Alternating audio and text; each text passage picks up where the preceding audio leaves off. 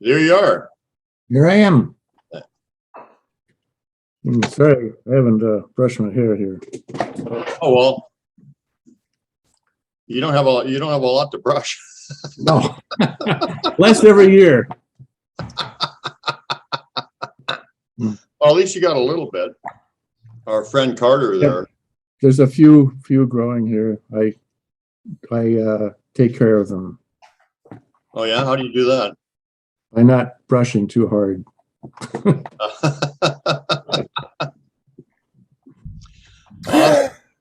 So I wanted to talk about something before we get Okay. but I mean you're probably right on board with this too. So anyway, let me just introduce ourselves. Hey everybody, I am Pork Killingham, and I'm here with my distinguished honorable co-host, the world's handsomest man, Frank Oliver Baines. This is the Pork and Bean Show, and we're joined by guest Chris Leask. Is that how you pronounce it? Yeah. Today, and we're welcome to have you, Chris. Welcome aboard. Thank you. Glad We to have be a here. group. I want everybody to join the group. The group's called what's the name of our group? Sorry, it's my business phone. The group's called Pork and Bean Show. Yeah, well, if they're watching us, they're obviously they have to be watching us on the Yeah, group. but it's just it might get 60 or 70 views on YouTube, so I get those people. Oh, that's true. So anyway, we had a guest on a week ago, was it? A couple of weeks ago. We have a guest every week, so I'm sure we did. But Stephen and Evan Strong from Australia, and they gave me they sent me an invitation to a podcast they were putting on. They gave me a free ticket to get into it. Mm-hmm. And the middle speaker, what was his name again? Beans Wallen? I think it was Willis or Wallace. Yeah, something like that. Wallace. Yeah, he's the Bible. Let me just check that quickly. What was this guy's name? He could come on the show if there's any Sasquatch in the Bible. Okay.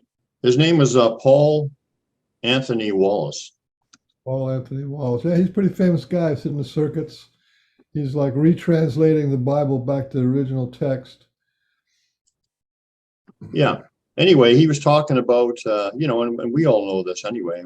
We've talked about it before, but he was talking about, how the powers that be, they do not want any free speech or any ideas outside of, their control, their box of control or whatever. And, and that's, he was talking about like the indigenous schools in Canada here, where they were taking the indigenous kids off the reservations, and a lot of them ended up dead, and they were trying to convert them to Christianity and stuff. The witch hunts, some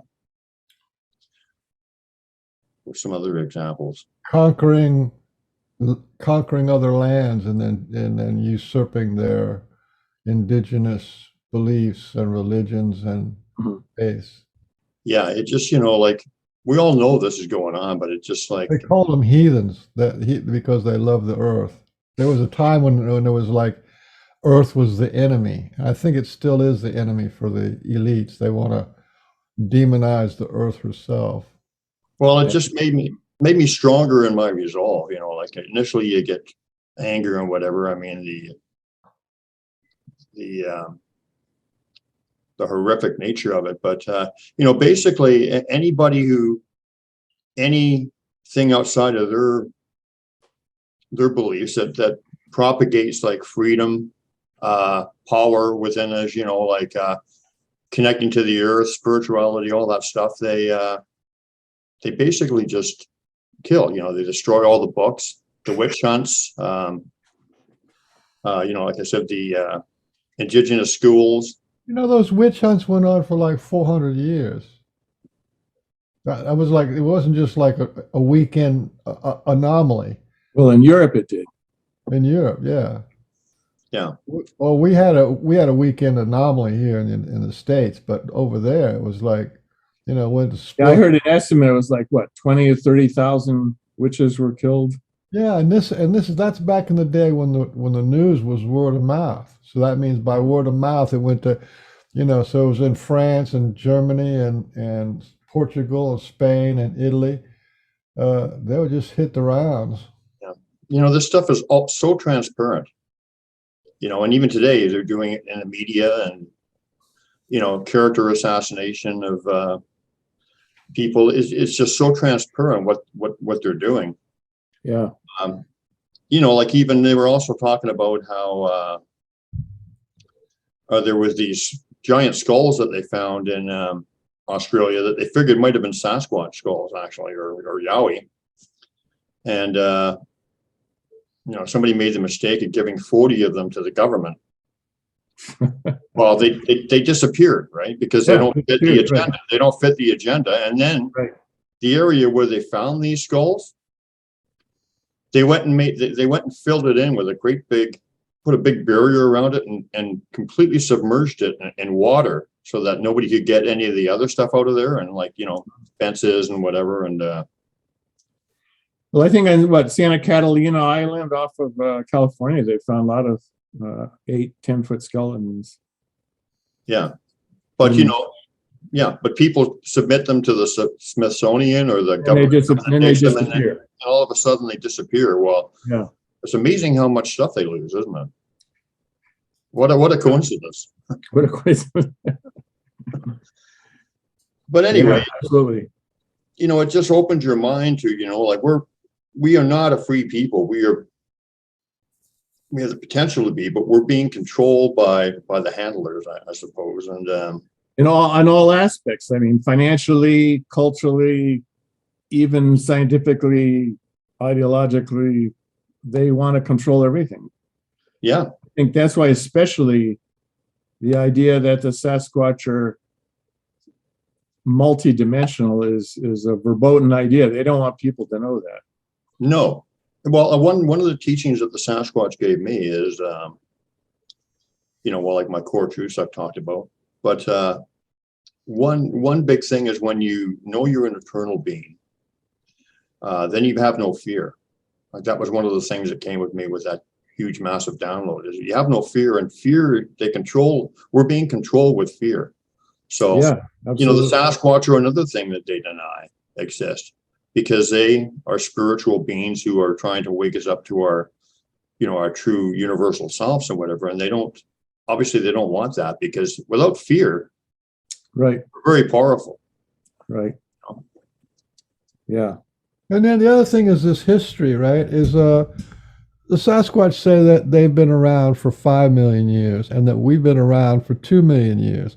And that kind of, and that means free for 5 million years and free for 2 million years.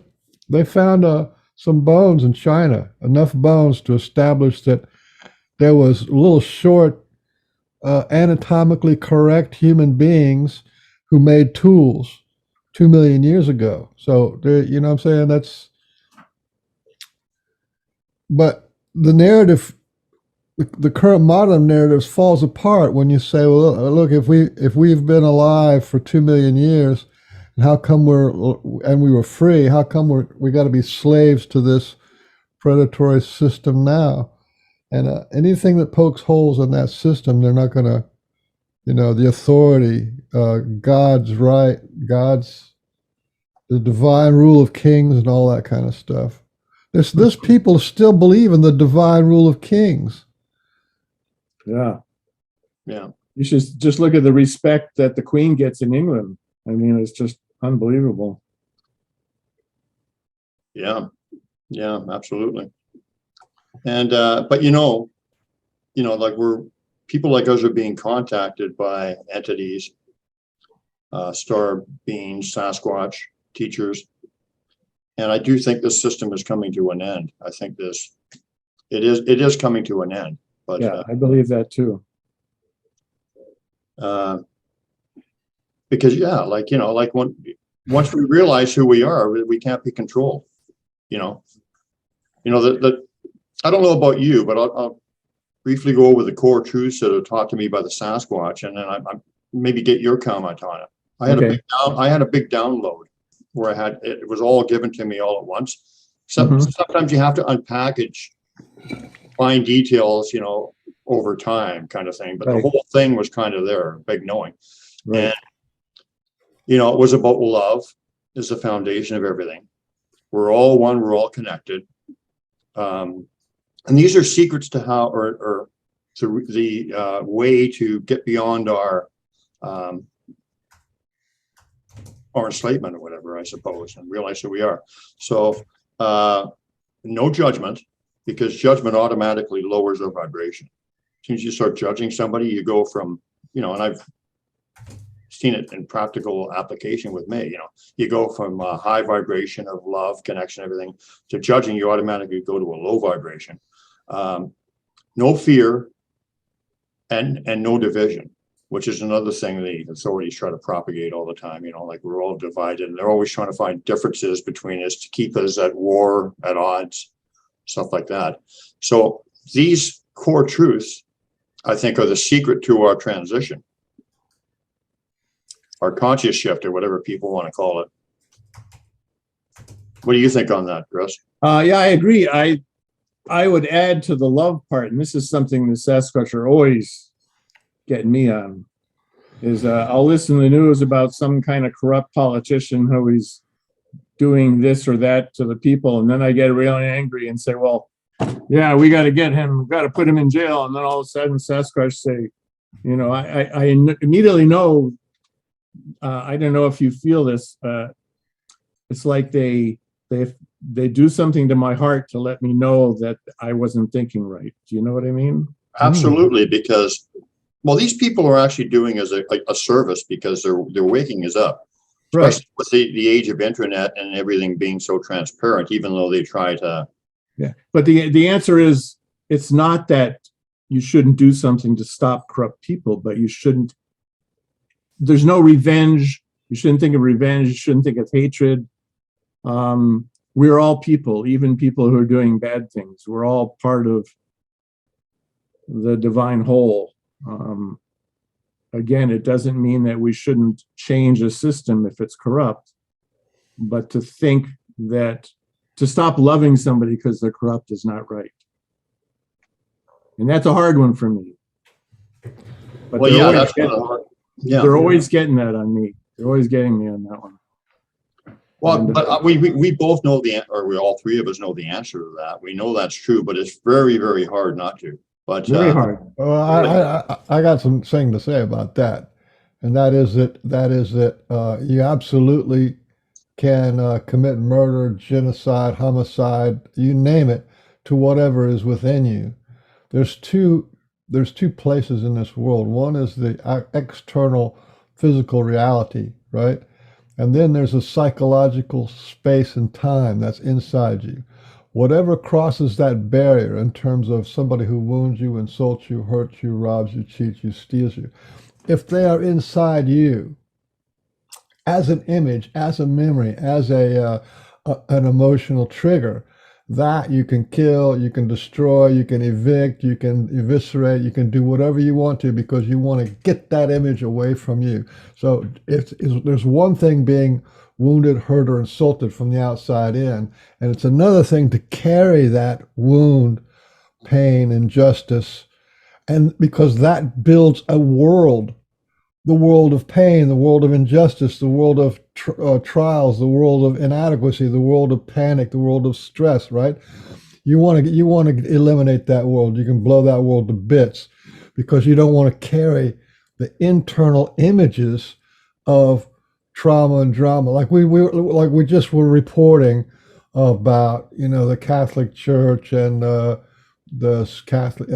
Catholic taking the Indian children and all this stuff. We have that as a memory, but that needs to be neutralized inside of us. Anybody who's coming at us from the outside, it needs to be completely eliminated, cut, killed, or whatever. It doesn't mean that they stop existing on the outside, but your connection to them as an influencer, them as a what they call an archon or a you know,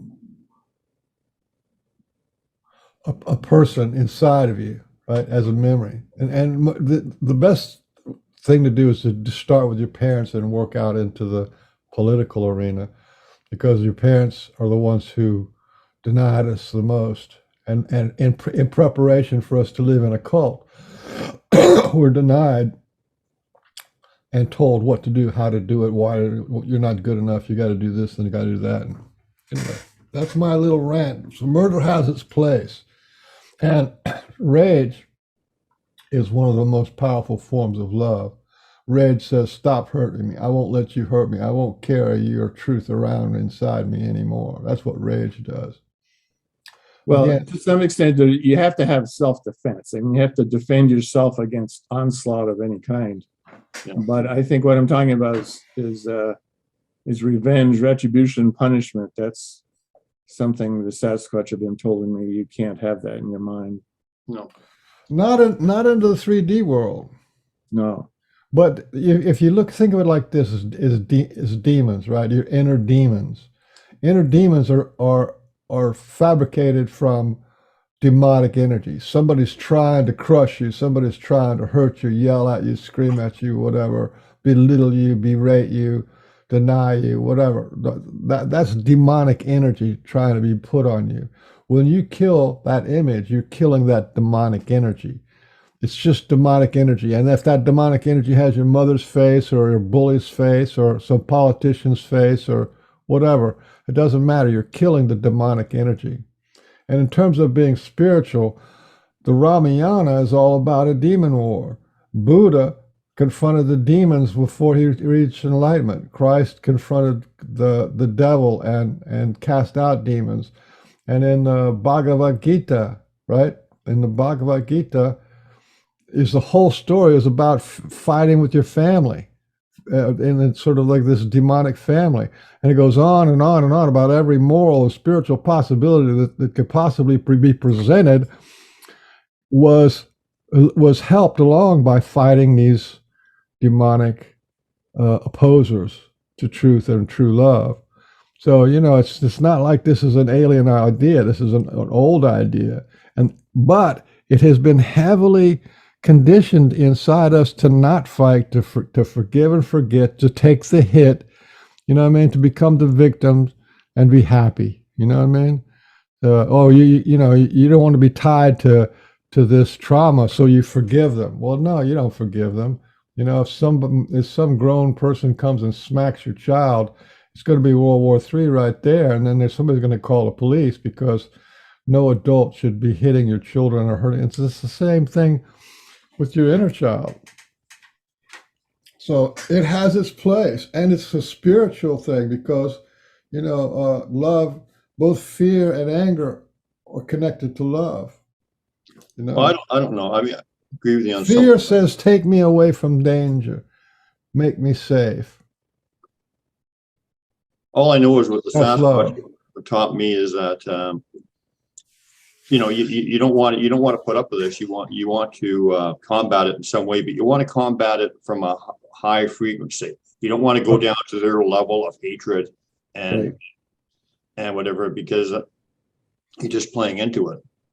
And that's what they've taught me anyway. I mean, yeah, you have to use you have to teach people the truth, and sometimes you have to be pretty fierce on that. But then it's actually an act of love to teach people, right? yeah, and you don't want to put the judgment out there either. Like no judgment, no fear. Well, I'm not talking about people.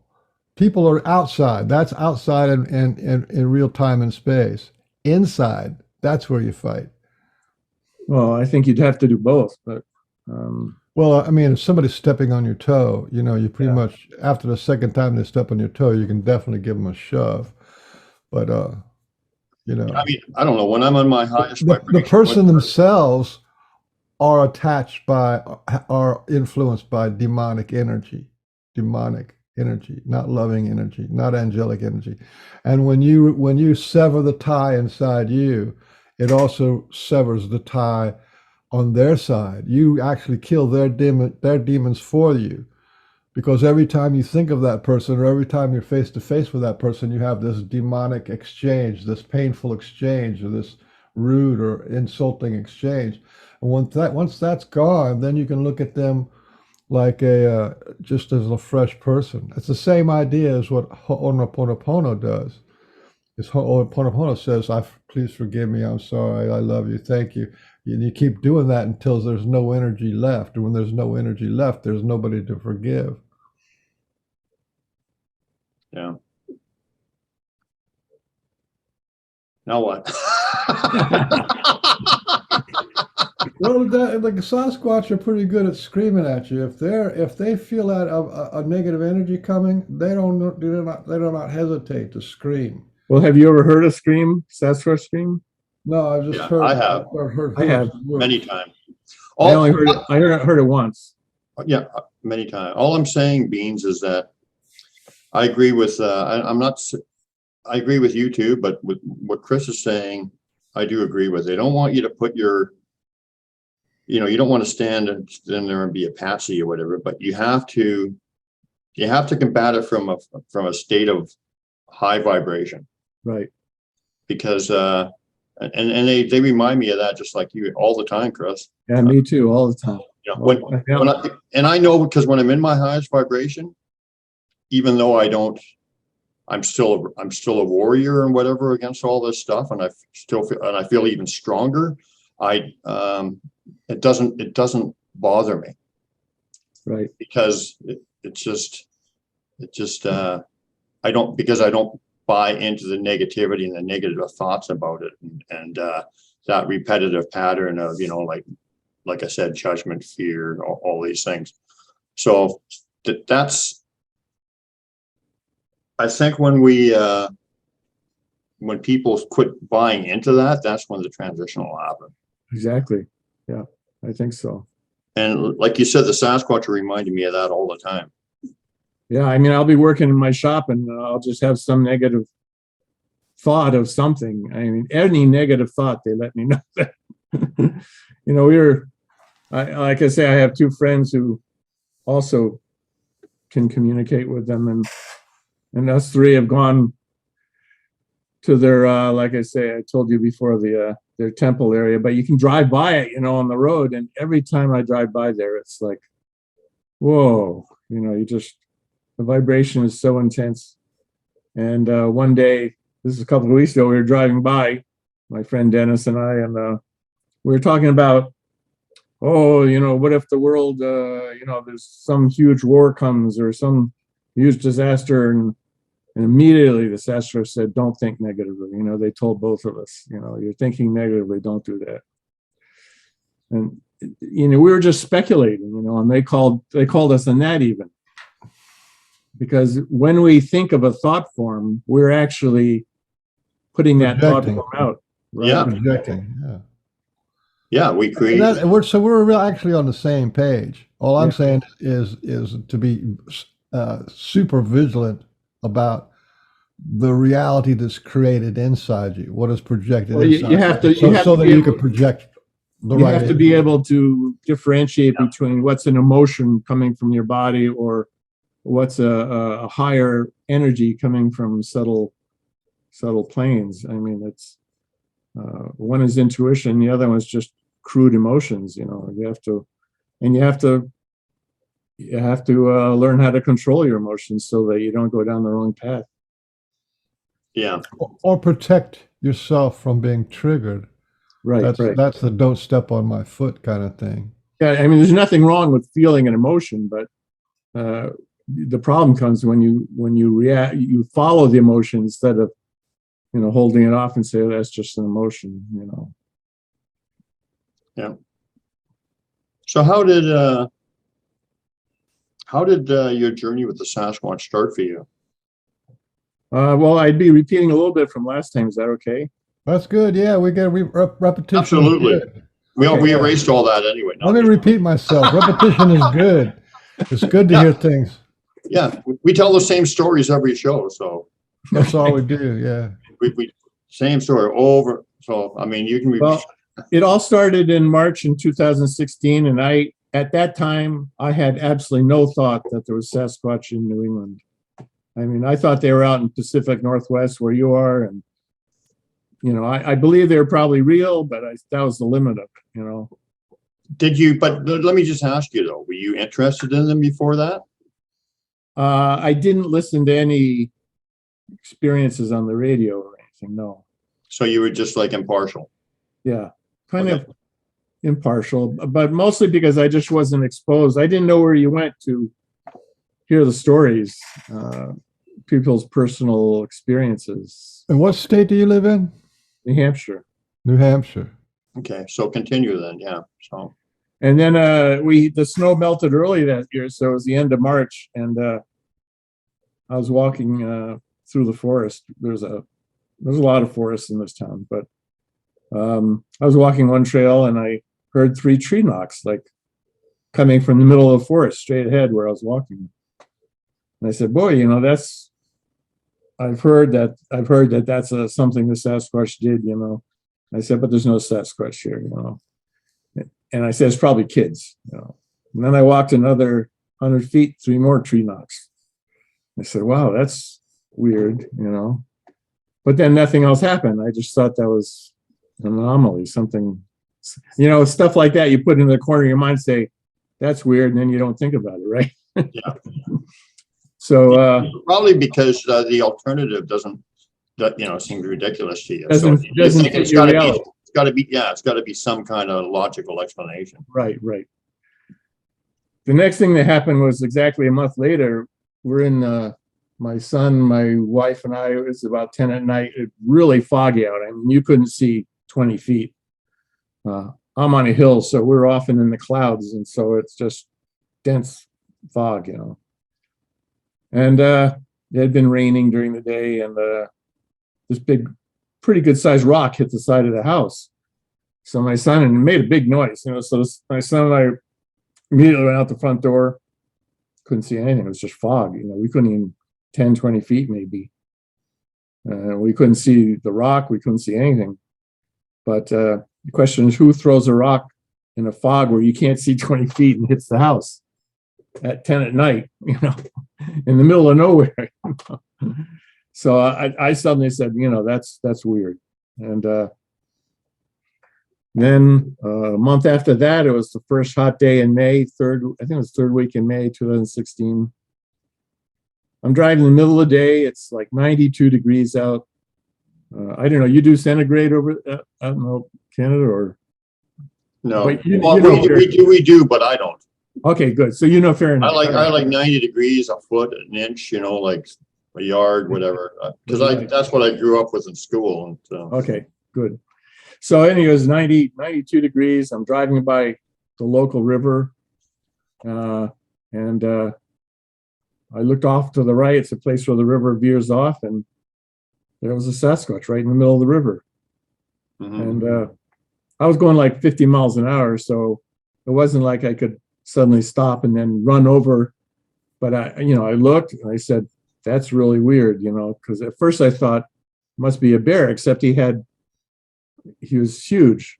I mean, much bigger than a bear, and he had light reddish brown hair, and it was like that long. What was that, 8 inches long, all over his body? Wow, that's quite a bit of hair for the average house. Yeah. Well, that's what I saw. Yeah. And Wooly bully. And so then I kept driving. Then immediately I said, my mind's going, what was it? What did I just see? What did I just see? And Sasquatch was the only thing I could think of. I mean, yeah, there's cinnamon bears, but they don't look like that, and they don't have hair. They have fur, and they're not that big. So the conclusion is it had to be a Sasquatch. Yeah. And that was a shock. That was a wake up right there. And so then I started listening to all kinds of radio shows. You probably know Vic Cundiff. Oh, yeah. Yeah, so I started listening to his, and the very first story I heard on Vic's show, the very first show he had was of a woman in near Manchester, Vermont, and all her Sasquatch experiences. And suddenly, and the ones she saw had long reddish brown hair, just like the one I saw. So I said, wow, this is something real, You know, let's make a point. Let's emphasize the point on that.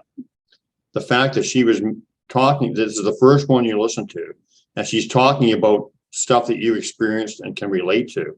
Right. That's very important because there was no coincidence, in my opinion, that you were listening to that particular podcast. Probably not. I mean, it was yeah, it was very confirming for what I saw. You know. I get that all the time. Push this one. And Yeah, I'm coming out to lunch and I go, oh, okay. And then all of a sudden it's like this amazing video, and I'm like, oh, my mind's blown. And like, I have something I would never pick, but my finger, I'll push this one, see what happens. Yeah. But that's how they work with us, you know. Yeah. I mean, I definitely got the feeling then that they were contacting me, not me discovering them.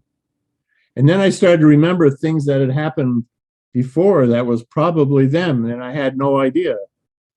I mean, like several years before that, it was in November. I was working. My barn is like, I work in my shop. It's about maybe 300 feet from my house down the road. So I was walking up at around 7 at night. It was pitch black. It had been raining all day. It stopped raining. It was also foggy. So I get up right near just approaching my driveway, and all of a sudden I smelled this really strong wet dog smell. And I stopped and I said, what's that? I mean, at the time, there was only one dog on my street, and he lived across the street. And there was a golden retriever, and every time he saw you, he'd jump up on you. A very friendly dog. And whatever this was just right there. So then I walked forward like 5 feet, and it started to dissipate. I walked back, got stronger. I went left, I went right, and it got stronger, and I went left, and it disappeared. So I knew whatever it was standing like right on the side of the road near me, but it was so dark I couldn't see anything. Or it could have been Cloak standing beside you, right? That too. It could have been, although I know that if it was standing there, I wouldn't have been able to see it. So yeah. Oh, okay, sure. Do you think they put out a smell when they're cloaked?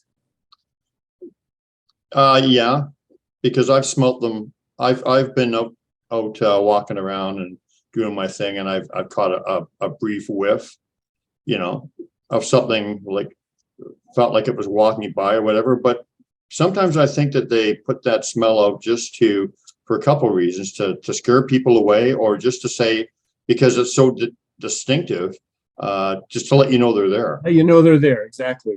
Yeah. And for all those who say it's a terrible, terrible smell, no, it wasn't a terrible smell. It was a wet dog smell. I mean, yeah. Well, actually, the females, a lot of them smell very, very nice. They smell like a floral perfume smell. Yeah. So, really, it's funny because I just smelled that the other day in the woods, and I said, "What was that?" Oh, you did? Yeah, it was weird. Probably a female, then, I would think. Could have been. Anyway, so let's see. So I certainly thought back to that time, and I said, wow, that, it was probably a Sasquatch right there, trying to let me know he was there in a subtle way, in a non-confrontational way. And then there was another time I had I have a small orchard, which is a disaster generally, but I had my first crop of pears on this one pear tree, loaded like 20 pears. And I went out at night in the evening just to check them out, and they were all perfectly ripe. And I said, well, I'll come out in the morning with a basket and I'll harvest them all. I went out the next morning, they were all gone, every one of them. And now there's I mean, we have moose and deer, deer come in, there was a deer in my yard just yesterday noon, right outside my door.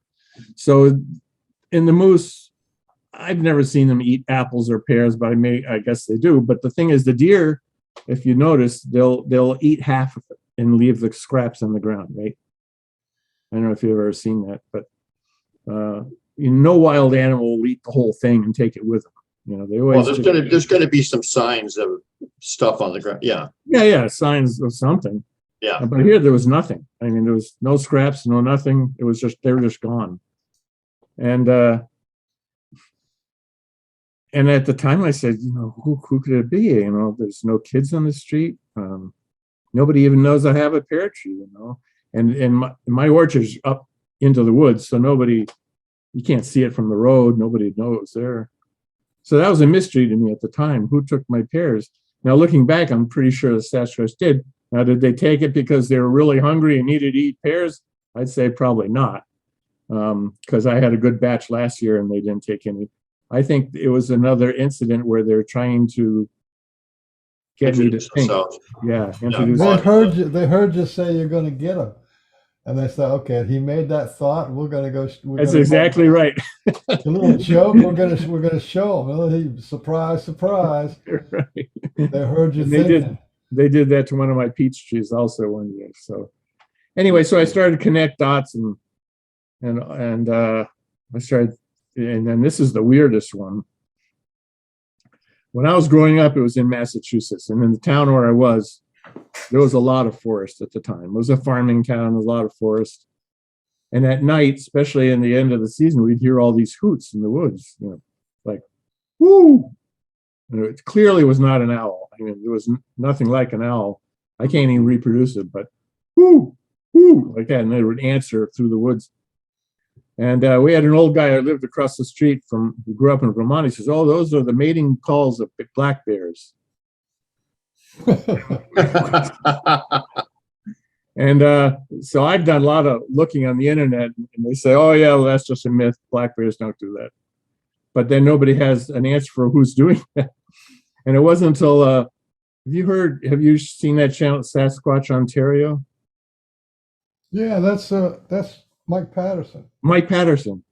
So he had recordings of hoots in his woods, and they're exactly what I heard. And so now I think we had the Sasquatch in my woods.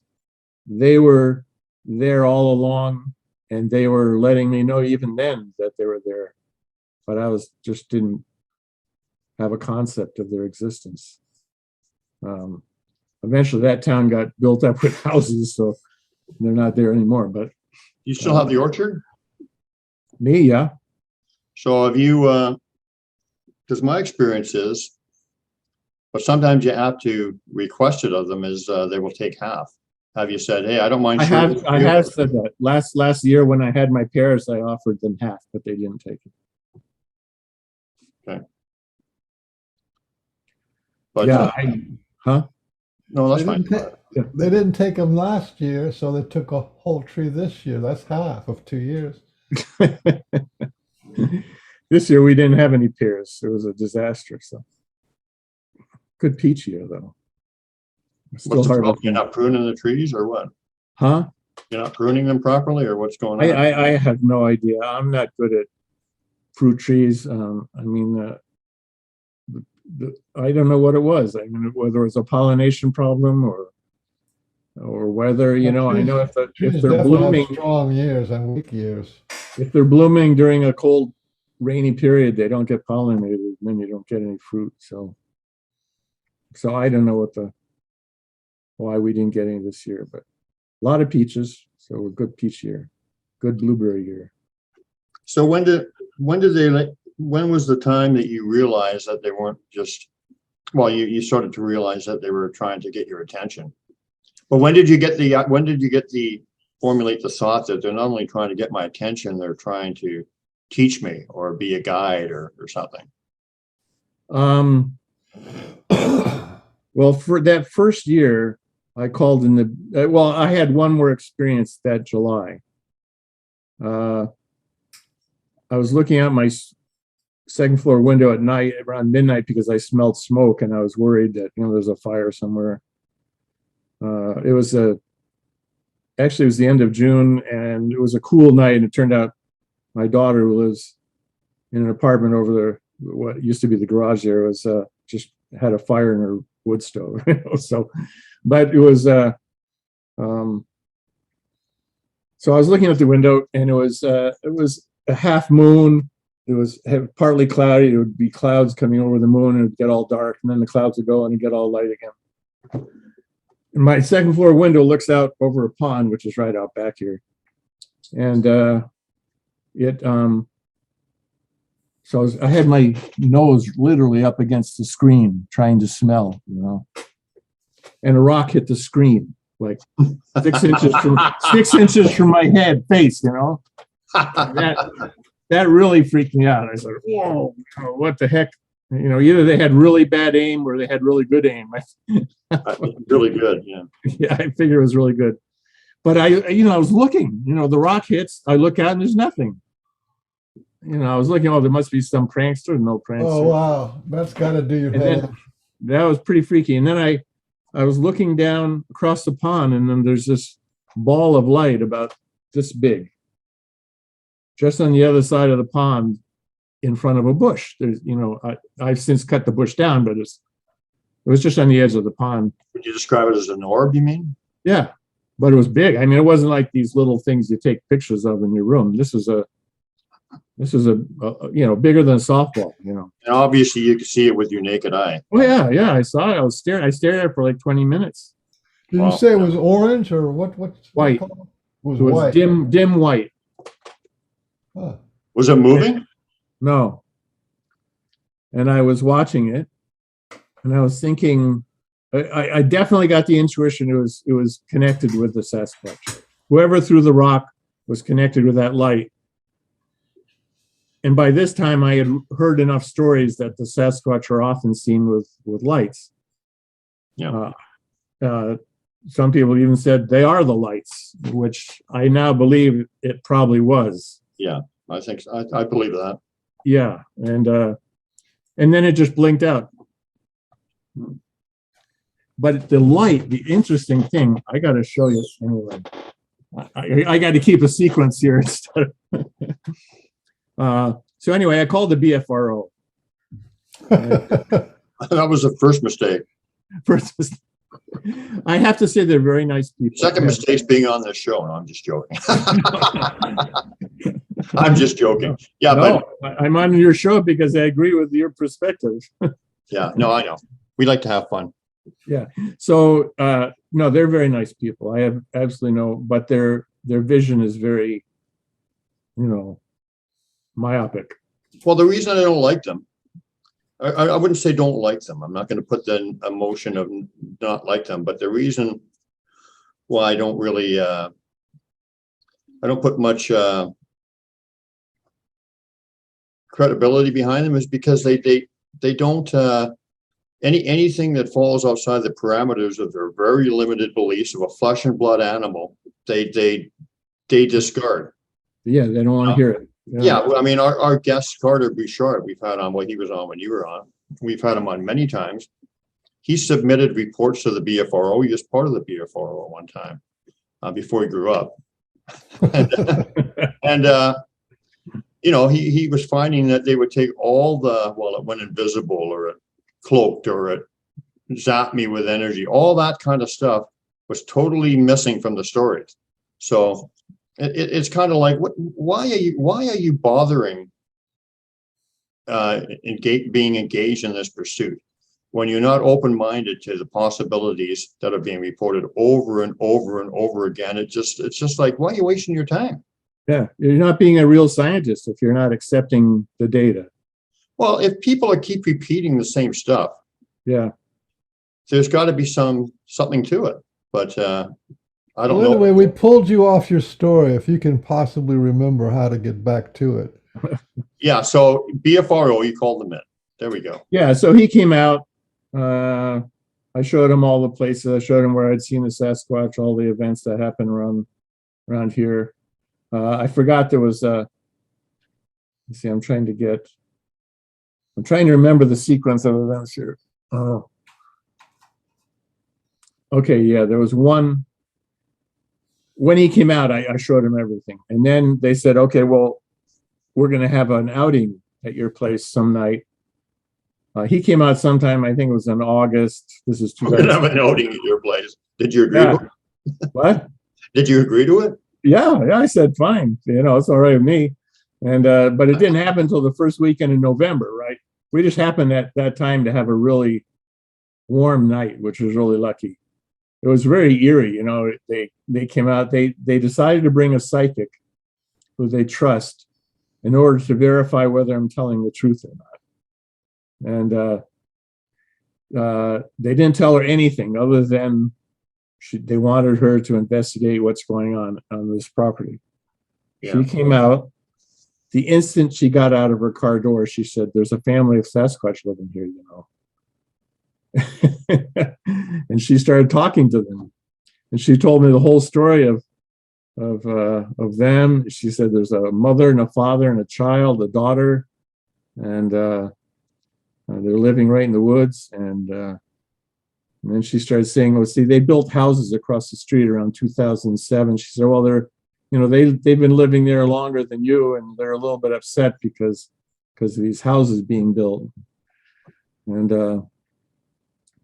what else did she say? She wanted to look around the property. You know, of course, pitch black out now. So we're walking down the road right by the place where I smelled the wet dog smell. She stopped and she said, "He was standing right here." And she said, "He was leaning up against the tree like this and making fun of you." So I was amazed that she picked that up. I didn't tell her anything. And previous to that, in September, you can't see it, but right out that window, right next to the forest, I have one apple tree out there. I was checking out, this is in September 2016, I was checking out the apples on the tree, see how it was doing. And now I'm trying to remember, what was that event? Let's see those. Oh yeah, it was a huge crash, either it was like a 8-inch diameter tree fell down and crashed, or a huge branch came down. It was like 20 feet from me, 30 feet from me. I didn't see anything. That's not unusual. What? That's not unusual. That's what I've those heard. noises, there's nothing to be seen. Yeah, I went.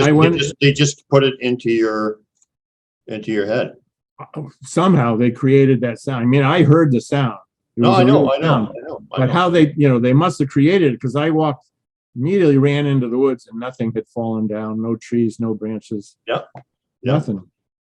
And then, so she picked up on that and she immediately said, "Oh yeah, he was there watching your reaction to the sound." And I said, "Well, why couldn't I see him?" And then she said he was hiding like this, but I kind of think he was cloaked probably. Yeah. And so that she checked that out. She picked up, she said, "There's a portal here somewhere."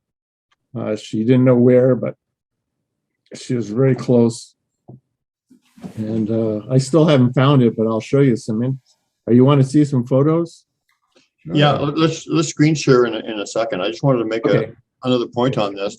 As you know, from my experience, and this is like multiple examples of this, so I don't even doubt it. It's beyond question with me that they can put any sensory, visual, or audible experience into your field of awareness that they want.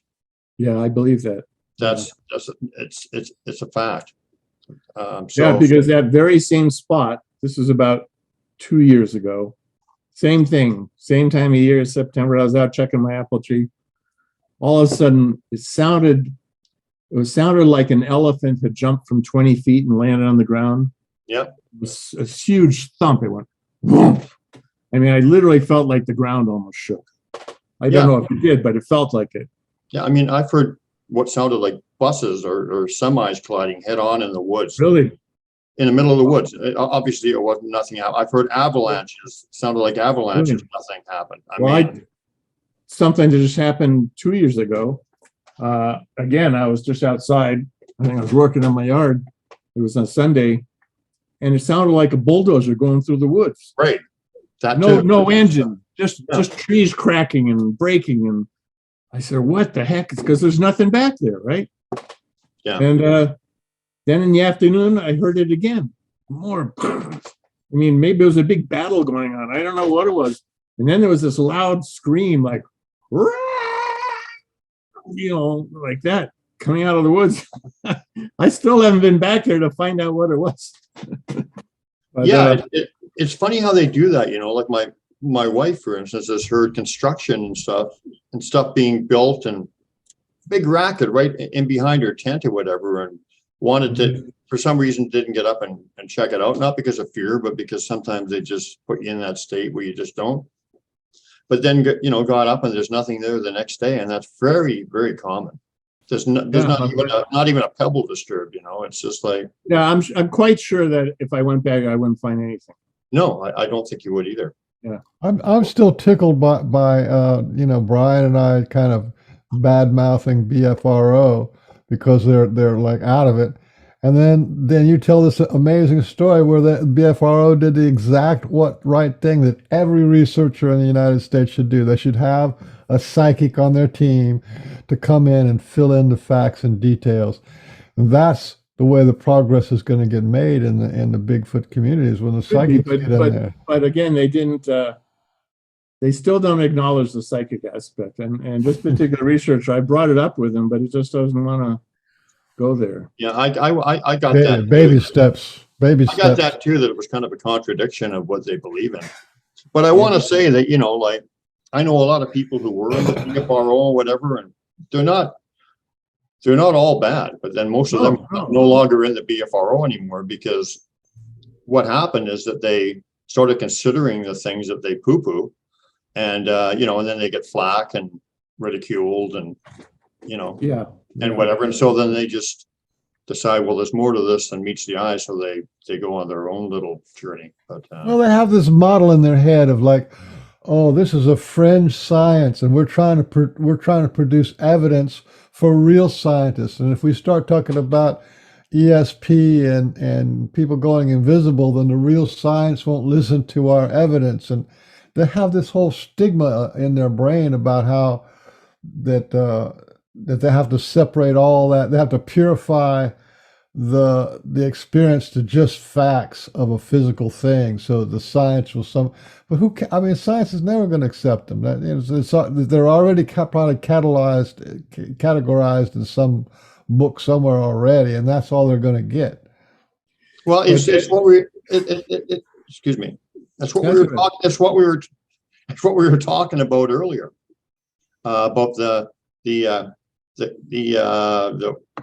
witch hunts and in the school, like trying to destroy cultures and whatever. It's the same thing with the Sasquatch. They don't want people to know what they're about. Well, they don't want to be researched, because to be researched puts them at the level of being animals. No, but I mean the people at the people who are running the show don't want anything about them known, because they've got some spiritual teachings or whatever, and multidimensional, and they don't want the idea of multidimensions to come into our reality. No, the things that I learned from my relationship with the Sasquatch have got me in a state where I'm in no fear. I'm, like a completely different person. They don't want that with people, because now I'm free. I've got, I'm not enslaved by fear and by lies and by division and by all this stuff. They don't want that stuff out there. So they're doing the same thing with the star people are doing the same thing. You're not going to be able to research the star people. You got, no matter how much you look at them with your glasses or take pictures or whatever, or take samples of dirt samples where they landed, that's all you're going to get. It's not until the people who are friends with the star nations and they start telling the stories and the histories and the abilities and getting the upgrades and everything. So there's a strong connection between the UFO community and the Bigfoot community. And I'm not exactly sure if what they actually think, some of these guys that run the BFRO or whatever, because, for example, I knew a guy called Dr. John Bindernagel. Have you heard of him? No. He was a Canadian guy who was studying the Sasquatch and trying to prove their existence for years, and a really nice guy. And funny guy too. You'd always go, oh, when you talk to him, you go, oh, like when he was considering something. But anyway, he was trying to, he was very open to what I was telling him and some of my friends about their abilities and some of the stuff that they're capable of. But he said, I can't go there because I'm a scientist and I can't even get a footprint looked at that has got good scientific evidence backing it up, and and stuff of that nature. He can't even get that considered. So that's the reason why, even though he was more open-minded than he might say he was, in public, he couldn't go there because he wasn't even getting the the basic stuff acknowledged, right? Yeah, that's You know, true. it's kind of like with the Patterson film, like skeptics or whatever, they just said, well, and it's kind of exactly like this. They say, well, Sasquatch doesn't exist, so the film has to be fake, Yeah, that's right. right? Without even looking into it or whatever, they've already made their mind up. Well, Sasquatch doesn't exist, Right. so it's fake. The same kind of thing. So then that night we went at around probably around midnight. We walked out on a trail into the forest. We walked about a mile into the forest, and in this mile in, there's a marsh. It's just a marsh there, pretty open marsh. And so one of the BFRO guys says, "Okay, I'm going to do some howls," and he did these huge howls. And even then, I'm thinking that they know we're there. They know the instant we get out of our car that they're there. Oh, absolutely. So, I mean, what's the point of these howls? I mean, it's really embarrassing, actually. But I didn't say anything. I let them do it, and we hung around, didn't hear anything. So, three of us, me, the psychic, and another guy who came with the psychic, we started walking back towards the parking lot. And but the BFRO people, there's three of them, didn't. They stayed out there, and then they came back about 20 minutes later, and they said, "Wow, we just experienced this incredible thing." They said it sounded like a huge rock being thrown through the trees and landing like 10 feet from them, but they couldn't see it because it was dark, right? And once again, probably wasn't a rock. Probably it wasn't a rock; it was just a sound. But it freaked them out. And so, of course, they said, this is what do they call it? A 1A experience, It's like, but another thing I didn't, this is really weird. As we were walking back, me, the psychic, and another person, along one side of the trail, there was these sounds like a bird. It was going, and it followed us for like over 100 feet, but there was no sound of wings. There's no sound of anybody moving in the forest. It's just the sound followed with us, along with us, going tweeting. It's like a bird-like sound, and then it stopped. And I have no idea what. I'm sure it was a Sasquatch doing it, but I don't know how they did it. And then they reported the same thing, only they heard it on both sides of the trail, following them as they left. Yeah. Have you ever heard that? What birds? Little bird sounds and stuff? Yeah, in the middle of the night, like following you in the woods. Yeah. And imitating owls. Yeah. Ravens, all kinds of stuff. Yeah. But I mean, it's not a stretch of the imagination. No. Or a leap of faith when we already know that they can do any kind of sound that they want. Put it in your. Yeah. But at the time, it was all new to me. It was like, right. Wow, this is amazing. I think when they go invisible, it has something to do with, they're not actually touching the ground, and right. And the field that they create around them definitely has to do with sound, because a lot of times people talk about the woods go silent, and when the woods go silent, I'm thinking that's because the Sasquatch is so near to them that they're in his envelope of sphere. And he's not actually completely in this dimension at all.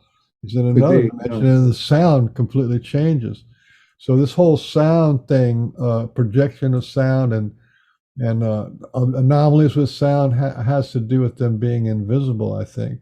Because to me, it's entirely possible that they can go to a time and place where there is, let's say, two buses getting in a wreck. They're standing at this place, and say it's that's just year 2000, and they're standing in this place looking at and watching the buses crash. Meanwhile, they're in reality they're next to you, and you hear this whole thing that they're witnessing in their interdimensional space. So, yeah, it could be that. Yeah, absolutely. But I mean, I've been in the woods before where I was getting their energy or whatever, like super strong. I mean, I knew they were right there, and we were in an area where the frogs were croaking like like crazy, right? Like just a big chorus of frogs. And as soon as I felt their energy, and there's no denying it was their energy because, well, I know what it is. And the frogs would just stop. Everything just went silent, and it could be for the reason Bean said too. Could very well be, but for whatever reason, the frogs just stopped croaking, and then as soon as the energy went away, they started up again. Yeah. So, there is something to when people say that the woods go, that when the woods go silent or whatever, that they're around. That's I would say that's true. Yeah, I haven't experienced that, but I've heard of it. So, yeah. But I forgot there was two things that happened. Like I said, I often meditate by a pond down in the state forest. I have my little spot right next to the pond, so I always use the same spot. And this was in probably around June 2016. Right outside my deck, where I sometimes park my car, deck of my shop here, there's a little pile of rocks, and whoever it was had picked up some plastic flowers and butterfly that my wife, when she cleaned out the attic, had dropped on the ground. They had made a little pile of rocks and put the butterfly and the plastic flowers on top of the pile of rocks. And it was unmistakable. I saw it there and said, wow, who did this? There's no kids on the street. I mean, I asked my wife, did you make a little pile of rocks? No, I didn't know anything about it.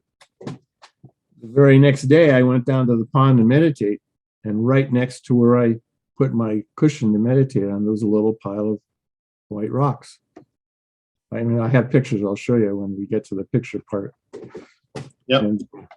And so I told my wife, she says, wow, there's somebody's trying to let you know that they're watching. Anyway, that was nothing else. A sacred space. They made a little sacred space out of it. Yeah. It was interesting. When the BFRO people came, they brought, what is a tricorder meter? It's supposed to pick up on energy, ghosts and things. And when we went through my field, there was a spot where I meditate there too, and they picked up on it with tricorder. It was like energy coming out of the spot where I meditated. It was pretty interesting that where you meditate, you actually create some kind of energy field. Yeah. Thing. Yeah. Chi saturates. I think chi saturates. Yeah. It happens in my bed. It's like, even when I forget to meditate, I'll just like sort of wake up in the middle of the night and realize I'm meditating already because there's so much chi in my bed. Right. Yeah, that happens. So I'm trying to remember the next thing that happened. Anyway, the next summer, I finally said, I got to figure out what's going on. I found out about Q1A lapsaritis. Yeah. And he somewhere I heard him give a talk, said, I can help you locate where they're living near you, all that stuff. So I called him up. He said, send me a geodetic survey map of the area. I did. And he sent it back to me, and he said, this is where there's a family of Sasquatch living. And he said same thing the psych said. There's a father and mother and a child. He didn't say daughter, but he said a child. And he pointed out a place. They said, this is where there's a UFO. They interact with the ETs. And he showed another spot, and he said, this is where there's a portal. I still haven't been to the portal place. It's on private land that I don't really have permission to go there, but I might sneak in at some point. But I thought it was pretty interesting that he kind of verified what the psychics said. But yeah, I think he's a real deal. He's been around a long time. Yeah, I think he is too. And he's also one of the ones who has experienced love from the Sasquatch, so that's a significant thing. I'm trying to think of what happened next. Let's see, there was that. A lot of different experiences, but I'm getting them all jumbled up in time. Okay, this is what happened after I talked to him on the phone. He said, you should try to become friends with the Sasquatch. And I said, well, how do you become friends with a Sasquatch? And he said, when you go to bed at night or when you do your meditation, just mentally ask if you can be their friend. And eventually they'll send you a dream. And after about a week, that happened. I had a dream. I think I told you about it. And it was a lucid dream. I was totally conscious. And the dream started out with me walking through my field. And all of a sudden, two very tall young Sasquatch appeared walking next to me. They had the reddish brown hair, probably 8 feet tall, but I knew they were young because they weren't so bulky, they're thinner. And I knew they were like, I don't know, teenagers, older teenagers or something. And as we were walking, all of a sudden they transformed into a human form. I said, wow, how do you do that? And they both laughed, but they didn't answer. I knew they had done it so that I wouldn't be afraid of them, They did it on purpose. And eventually, Do you think they were showing either that they have the ability to shapeshift? Because I had the same dream. Oh, really? Well, yeah. I had the same dream when I seen them. I saw one walk across the field of my vision, and it shapeshifted into a human. But the other part to that was that I was just in the midst of writing, doing some writing about them, and I was, and I was, you always have to be. What's the right word? I use it all the time. No, I can't think of it. You have to be. Well, you have to use reason. You can't just jump to conclusions. So I always. Discernment. So I always try to use discernment. So, when you're saying that a Sasquatch can shapeshift into a human, that's quite the statement, right? Well, I know there's one thing to shapeshift on a psychic level. The other one is, can they shapeshift on a physical level? Yeah, well, they can. I'll tell you a story in a minute that's kind of freaky. But okay, so my point, to wrap it up very briefly, is that I was considering this right at the moment, or right at the time when I had the dream. And so the dream was basically my answer, because generally with me, when I have a question or I wonder about something, it'll give me the answer immediately. Sometimes right under my feet in the form of a cliff or stick writing or something, or it'll come in a dream, or it'll come somewhere. And so that's very important that I was thinking that. And then I had the dream of it, the Sasquatch individual shifting into a human. So that's very interesting in context to your dream. Yeah. And I have a further one I'll tell you in a minute. Okay. So anyway, so we're walking, and eventually we get to this, it's in this yard, and there's a house with a large, roundish classroom attached to it. We go into the classroom. It is a classroom. There's like a dais and a slight, foot tall stage, and a bunch of chairs arrayed around in a circle, a semicircle. And they motioned for me to sit down. So I sit down in this chair.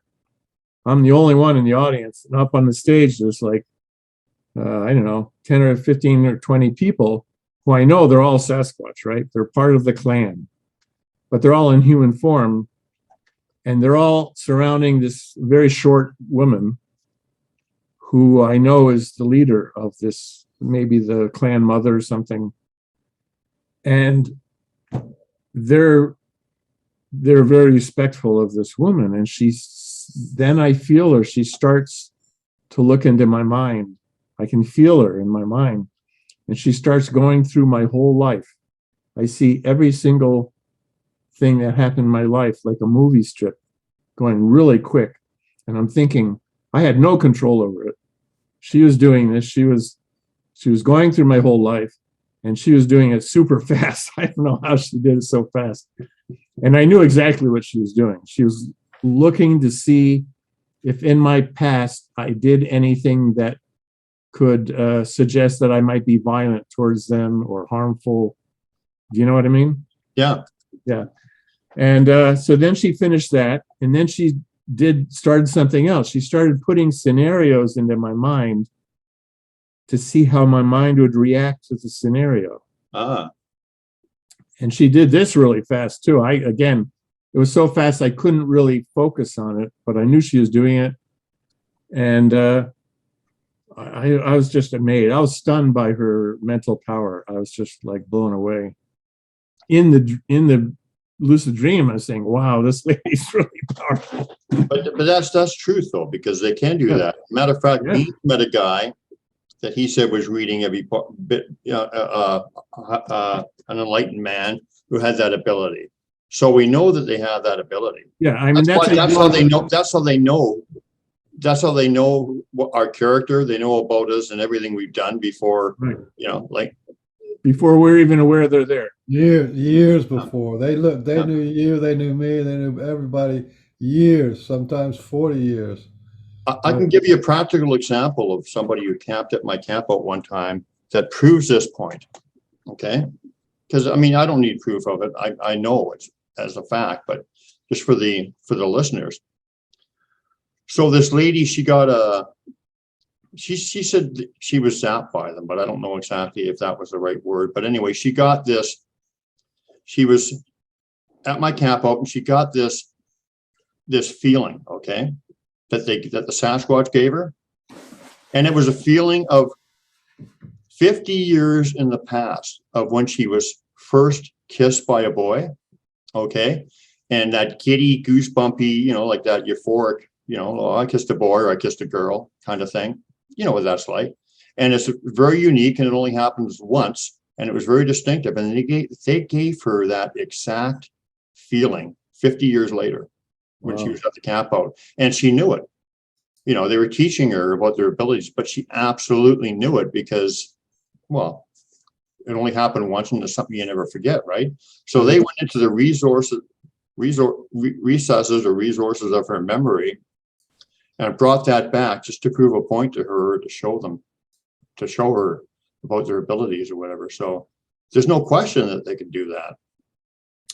Yeah. So anyway, at the time it was just amazing. And then the dream ended, and I said, I didn't have any conclusion. I said, well, am I accepted as a friend? Because I felt this is some sort of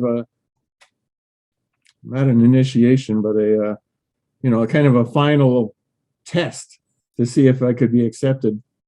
Mm-hmm. And the very next night, I had a dream with a Sasquatch. He had previously introduced himself to me.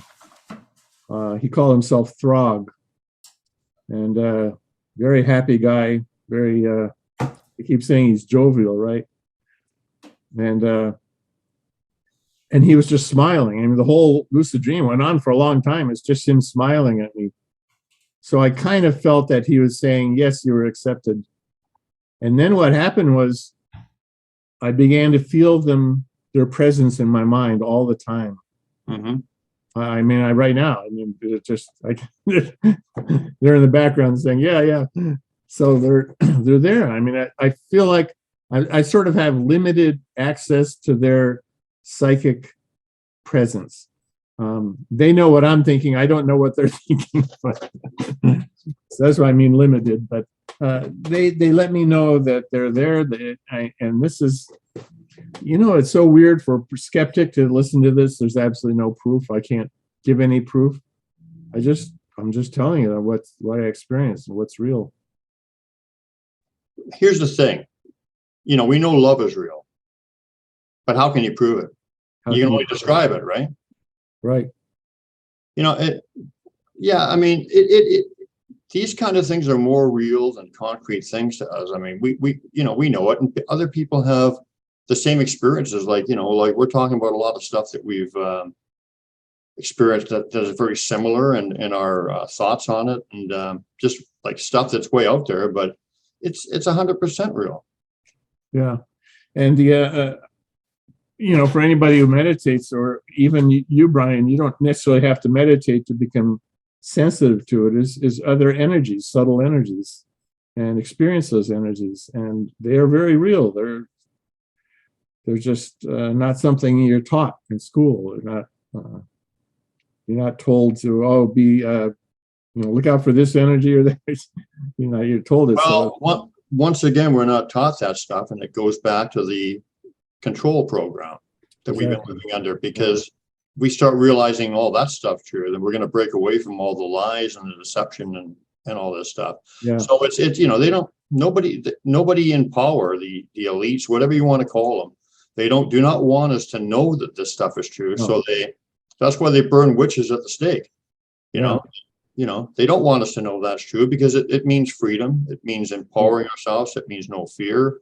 It means getting away from their agenda, from their lies. And I don't want to keep repeating that over and over, but I mean, it just keeps coming up with examples, right? That's how it is. Yeah. And then this is about a year ago. Let me tell you this. This is really, really strange. So I had this, and again, a lucid dream. In a lucid dream, my wife and I are hiking somewhere in the mountains, and we're coming out near there's a large rocky outcrop, and we suddenly see a Sasquatch, the back of a Sasquatch, walking up around the rocky outcrop and then disappearing. And in my mind, I'm desperate, saying, "No, don't go away. Come down and talk to us." In my mind, and all of a sudden, this woman comes out of the trees, like right near us, and I knew this was that Sasquatch presenting herself as a woman. Yeah. Human. And she sat down next to us, and we sat down and talked to her, and I said, "What is your name?" She said, "Well, it's Natiri. My name is Natiri." And I can't remember the exact conversation, but I was saying, I was saying, I wish we knew more about you and we could communicate more. And she suddenly got a little bit upset, and she was going in this rant. She said, "Well, we can't really trust you humans. You lie, you make deals, and then you don't follow them, and you don't have any ethics. You don't." She was really pretty upset. I mean, and I know that I'll tell you another dream, but I think she was not necessarily in agreement with the Sasquatch program of trying to become closer to us. She was putting up all these reasons why they shouldn't. Right. And I said, well, yeah, I agree that we don't really, our society doesn't really follow an ethics. Can you teach us the ethics of your people? And she said, she thought for a minute, and then she said, "Maybe." And then she got up and she started walking towards the woods, and then she turned around and she said, "But I have to get permission." And then she walked off into the woods. So I thought that was interesting about that's their society, right? And this is what's really freaky. Okay, she had a very distinctive human face, the one she presented to us. The next day I drive to the bank. This is in a town that I don't usually go to. I deposit some money, and the teller comes up to the window, smiles and waves to me, and it's the exact same person that Sasquatch turned into in the dream. Yeah. Are you saying the teller in the bank, and you didn't know her? Well, that's. I mean, I was just stunned. I was sitting there. Wow. I mean, I couldn't say, "Are you a Sasquatch?" I couldn't say that, but it totally freaked me out. I mean, you should have said something like, "I know who you are. I just saw you the other day." I just saw you yesterday. And I've been back to that bank. That one, Beans? That's incredible. Did you hear that? And so I am asking you the question now. In the dream, was she just consciously taking the image of that lady and presenting it just to... Absolutely. Or was she that lady? What do you mean? Was she actually that lady? Do you think the Sasquatch are capable of taking a human form and actually living in our society? Oh, well, I've seen them. Yes, I've seen them walking around as people. I've got a story that absolutely proves it if you want to hear it. Yeah, I'd like to hear it. Yeah, because I want to know what I saw. Okay, but let's just tune Beans up to this. So Beans, Chris, you could listen to the replay too, but Chris had a dream where a Sasquatch walked out of the woods as a human, okay? And they were exchanging some words about trust, and that she was saying, "We can't trust you people, and you lie and you don't keep your promises." And Chris agreed. But then she said, "Well, maybe we can teach you our ethics and our morals and whatever, but I have to ask permission." So anyway, so then she left, and it was a very distinctive female face, right? Okay. The next day, he walks She into was the, representing herself as a human, right? yeah, the next day he walks into the bank, and there's a teller in the bank that he's never seen before, doesn't know from Adam. It's the exact same face, and she looks at him and smiles and waves. Yeah, it was really freaky. I'm still No, freaked out by it. I totally believe that. Yeah. Okay, so you want to hear my Here's the thing that people don't, you have to consider with the Sasquatch, like invisibility. They're born with invisibility, and they're born with the memories of their own past lives and past relationships. Yeah. Okay. And that means, and they can do the same thing to humans, like what that lady was doing on the stage was looking at your thing. Well, she can also look into your past lives and how were you, if you were a frontiersman or something, how were you then? And and all that all those records are open to them. They're open to us too. And some people, some psychic people can do past life regressions, past life memories and stuff like that. So they come with full abilities. We can go invisible too. There's a lot of shamans who've gone invisible and gone into other dimensions. Yeah. It's just it's a great teaching. All this stuff is great teachings. There's always these things that they do to it for us. Oh, I know what I was going to say. Let me finish. I know what I was going to say. Let me just say quickly, there's teachings behind them, like Bean says. All of this stuff, there's generally a teaching behind it. Go ahead, Beans. This thing about becoming human, right? There's people like Brian who's been a Sasquatch in other lifetimes, and Gene Letlier and a few other people that we've talked to who have been Sasquatch before, and then they chose to become humans. So if that lady was a Sasquatch in her past life and a leader of her thing, and she chose to become a human, she would be a great candidate for talking to you, right? And then you see in her actual incarnated in this lifetime form. So to me, that's completely plausible. It's not out there that as much as we would think it is. So anyway, you want to hear that story then? No. Yeah. There's a couple stories. One involved, and I won't tell the first one but it involves a friend of ours, Beef Wellington, we call him on the show, but it's actually Kevin Royce, that absolutely proved to me that Sasquatch can shapeshift into people, and then involved a female scent and a bunch of, anyway, I won't get into the details of that, but there was no question in my mind that was what was going on. But my experience was very cool, and there's also another element to this that I'd like to talk about, because it talks about other stuff about them. So basically, I was walking through the woods one day, and I keep seeing these colored painted rocks that they pile up around their structures and stuff and whatever, right? So, using discernment, like I said, because that's important, I'm thinking, did you guys put these there? I mean, kids go into the woods and they paint rocks and stuff, right? Now, I think the Sasquatch can paint to do anything. I think they can actually paint them too, but that doesn't necessarily mean that they painted them. But my question was, did you put them there? Right? And I'm thinking about it, and I said, well, I don't, and I made a video of it on my YouTube channel, Sasquatch BC, The True Story, The Pork and Beans Show. See, Beans? I did it this time. Join, subscribe, share. What are the other things people say? You just said it, I think. Oh. So anyway, I'm pondering the question, and I'm doing this while I'm walking around and making a video. And I said, well, I don't know the answer right yet, but I'm pretty sure it's going to come to me. Okay. So about 2 weeks later, I'm camping with a friend.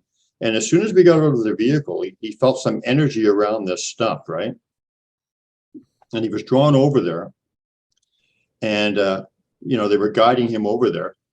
And he went over behind the stump, and he looking around, and he picked up this rock that was placed in the stump. And a voice in his head said, not this one. He got mind speak, not this one.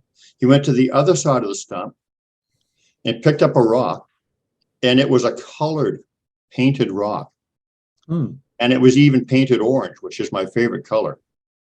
I mean, they're very detailed with with everything. I mean, they even had the color that is my favorite color, but that was my answer because they guided him there to show me the answer to the question that I said I'm going to get the answer to, right? You understand, right? You follow so far? Right? Okay. So anyway, so as all this is going on, we're feeling their energy and it's incredible and we can just feel them all around us. All of a sudden we heard a tree knock up in the, way up the slope. And we looked up there and we saw what looked like a kid, just in regular clothes, like a teenager, doing one big wood knock thump on a tree. We looked up and he looked at us, dropped the stick and ran off. Okay. Ran off, like jumped out of the tree, or? No, he was on the ground, it looked like. But Oh, he on the ground. Okay. smacked the tree with a stick. Okay, I thought he was. We looked up, he ran off. Okay. But here's the thing. This is on a very uneven slope, mossy, trees all strewn all over, you know, like you can't run up there. This guy, he ran off like Carl Lewis in a straight line, and he just like ran off like at breakneck speed, faster than probably any human could, but especially any human. Like we went up there and just to be sure, right? There's no way that you have to like walk over it and whatever, you know, like this tree is all down, it's soft, it's spongy, there's rock. You can't run up there. No human could have done that. And was he making any noise as he went through the woods? No. Oh. And he just ran off at like an unbelievable speed, and it was no human is capable of that. Yeah. I hope I'm explaining it properly, but there's just no way that a person could have done that. 100% no chance. So, you know, with everything else that was going on prior to that, that was a Sasquatch for sure. Yeah. We'll go back to your dream. Finish up the dream story. What happened after that? After the dream thing, you had these realizations. Are you talking to me? Yeah. Yeah. You mean you mean the one? Which dream? The one with the where I saw the color the next day, or the other dream? Yeah. When you saw the lady, right? Nothing's happened. I've gone back to the bank, and I've never seen her again. Oh wow! You've never seen her again? How many times have you gone back? Maybe 5 or 6 times. But you know, they have tellers that come in and out. I don't know. You know, maybe she's still there. Maybe not. Maybe it was just the whole thing was just for you. It could have been. I'd be surprised if you saw her again, but yeah. Yeah. No, I haven't seen her again. Do you see the regular people there every time you go back, or roughly, you know? They have a lot of different people come in and out. So I can't say. I mean, there's one lady I've seen several times, another lady. I mean, most of them don't look anything like the lady I saw in my dream or in the teller. Well, I've never seen a teller. I've never seen a teller in all my years of living, 67 years, that starts smiling at me when they don't even know me and starts waving. And wave, I know, wave. You know, it's like, what was that about? You know, it's like. Well, anyway, I mean, I can imagine what it was about, but anyway, my point of my story and what you're saying and whatever is that they can shapeshift into people. They can shapeshift into ravens, owls, anything like that. Like, yeah, I think got experiences with all that stuff too. So they're capable. It's like they're masters of energy. It's just like they think the thought and they're wherever they want to be, or right. they create whatever they want, or shapeshift into whatever they want. It all revolves around an advanced understanding of energy, because energy is really just, you know, you can change your makeup, your physical makeup with energy, right? Well, the yogic cosmology says that everything physical has to have a creative thought behind it at a psychic level. And any yogi who can master the thought can affect the physical. So you can, by having a thought, you can create a physical object. You can transform a physical object. Yeah, we create our reality with thought. Right. That's exactly how they go invisible too, because I was taught how they go invisible. It is with high energy and a single thought. So it's high energy, low thoughts, right? It's a low frequency of thoughts. It's a single thought. So they pull their energy up really high, and then they say, invisible, go disappear, and they disappear. And the same would happen for teleportation, and same would happen for to change the form. All they have to do is pull their energy up higher than normal, and then say, "I want to look human," and they could do that. It's not completely beyond the reach of humans, you know. Yeah. Well, they're giving you high experiences. They're giving you high gifts of teachings. Yeah, and then the next phase was we had this friend Dennis I told you about. He built a house up the street, and he can actually hear their words more than I can. But and then he has a friend who's a medical doctor practicing near Boston, who is he can just talk to them all the time. He has one particular Sasquatch he talks to him frequently, and whose name is Emu. And I was walking in the woods with my wife. This was a couple of years ago, and there was a rock outcrop in the forest. I'm not going to tell where it is, but just the energy, the Sasquatch, it felt like there was like a bunch there all at the same time. My wife couldn't feel it, but so I came back and I told my friend Dennis about it. We went out there, and sure enough, the energy was just so intense. We both felt like they were there. And then we invited Art, this guy Art, out, the doctor, and he's acknowledged. He said, "Yeah, he said, they tell me this is their temple." And I still don't know what that exactly means, but I just know that the energy is so intense there. Do you have any stories about the temple, or is it just they invited us to come out in a meeting and at a later time, and we did. I think this was a couple of years ago, and there's several paths to this temple area. This is really strange. We walked along the path, and right before we got to the temple area, there was like a 3 or 4 inch diameter hemlock. It had been broken at right angles about 2 feet above the ground, and then broken again and cut off. So it made this shape like this. Mm-hmm. And there's no way a human could do that. I mean, I don't know anybody who could have done that. You had to be super strong to be able to do that. And it was obviously done that for us. I had not seen it before. And it was just, they put it there for our meeting, because I came back a week after that and it was gone. So Yeah. They did that for us. Yep. And Art was most, because he can talk to them very easily. You should probably get him on your show.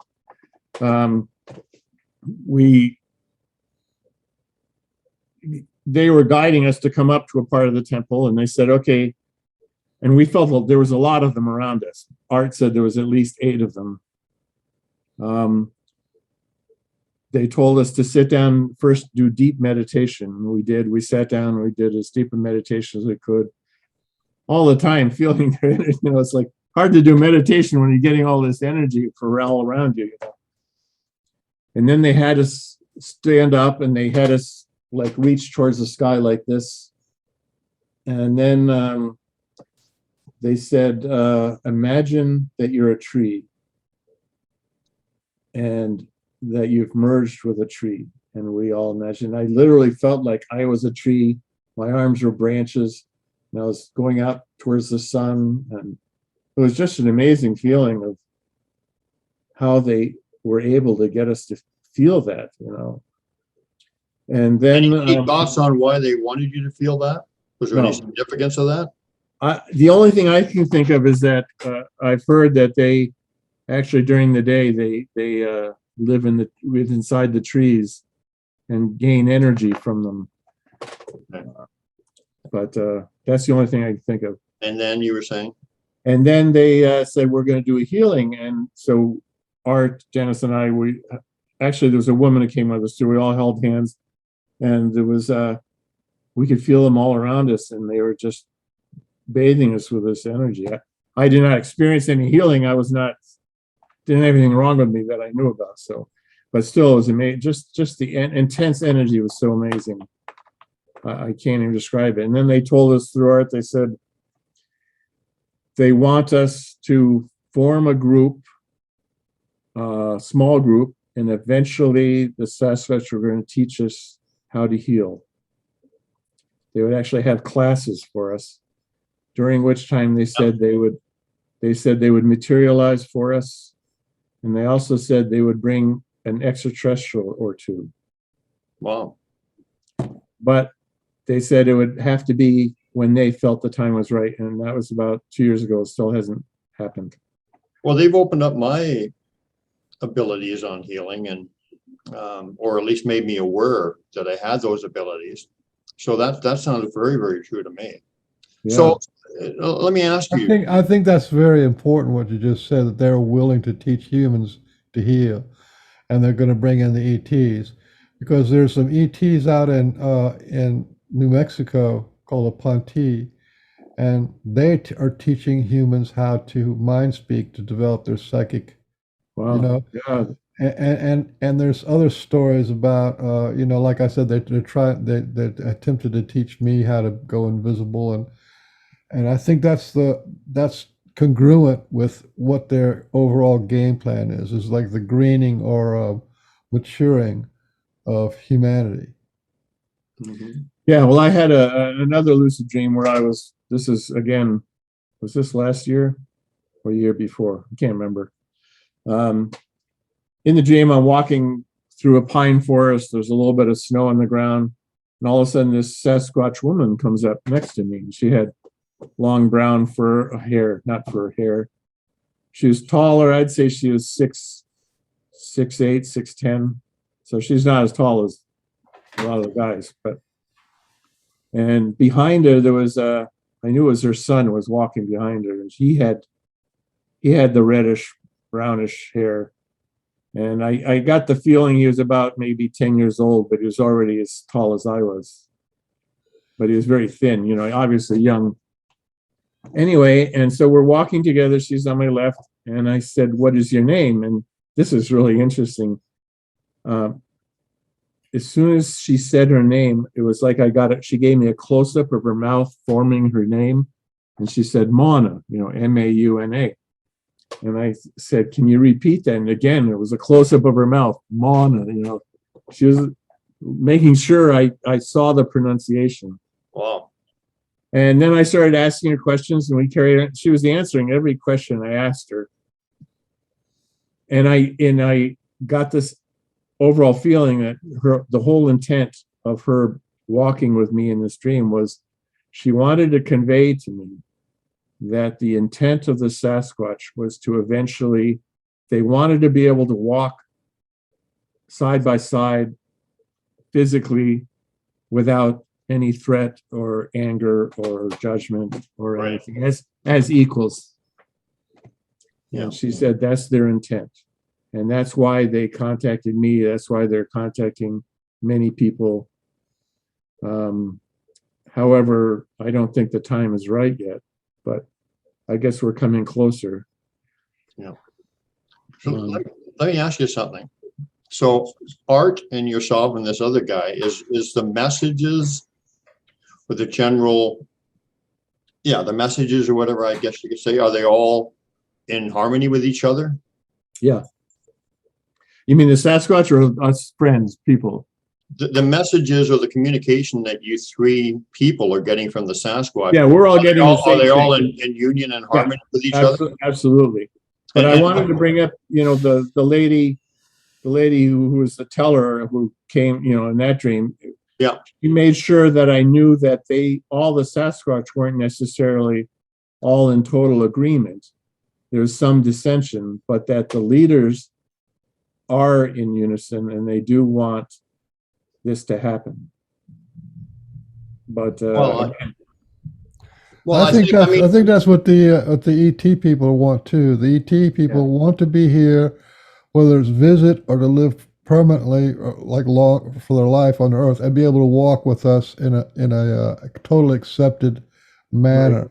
And in that regard, the ETs and the Sasquatch people are basically on the same page with sort of the same agendas of friendship and I guess it's equality. Consciousness, maybe. They're at the same level of consciousness. Yeah. Yeah. well, it would make I sense mean- if they would want that because, we're all one, all connected. So there's no, I mean, they would have to want that.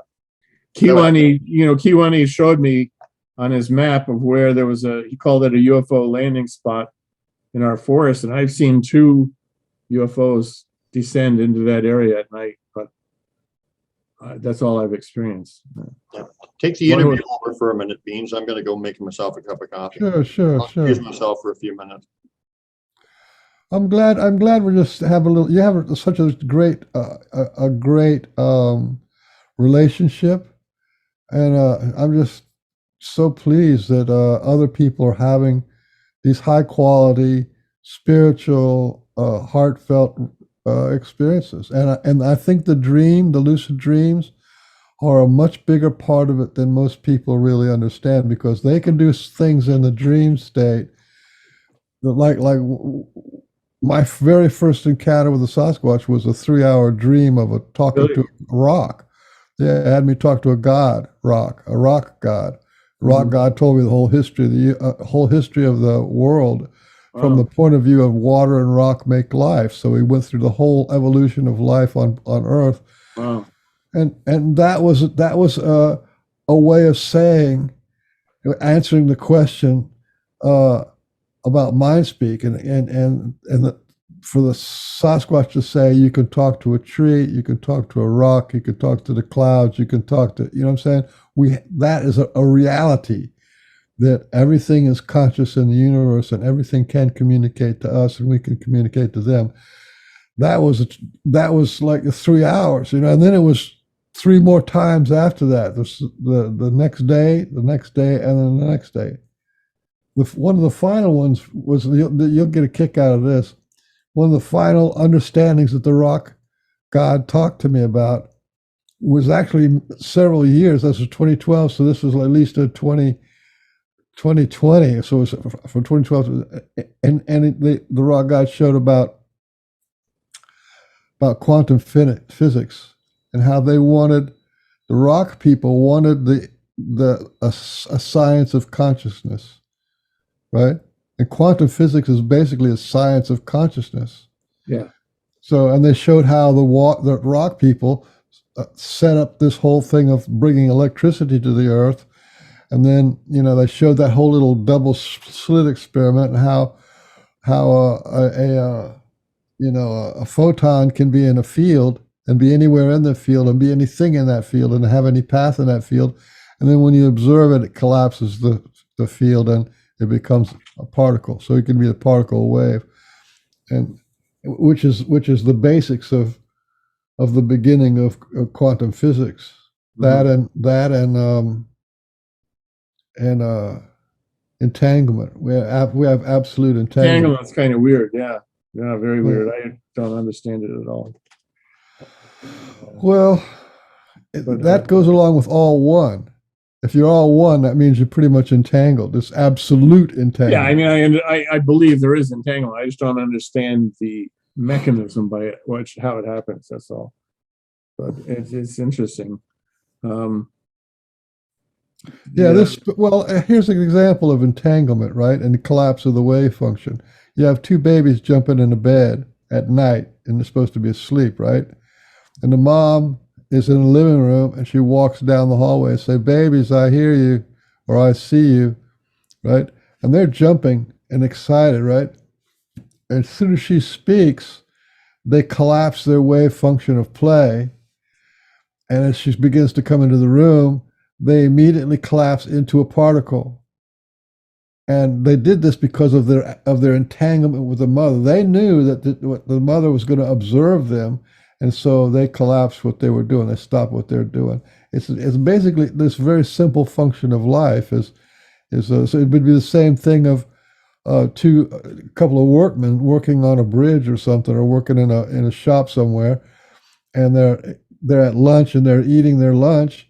They're chatting away, talking about race cars and women and stuff, and that's their probability wave. That's their bliss.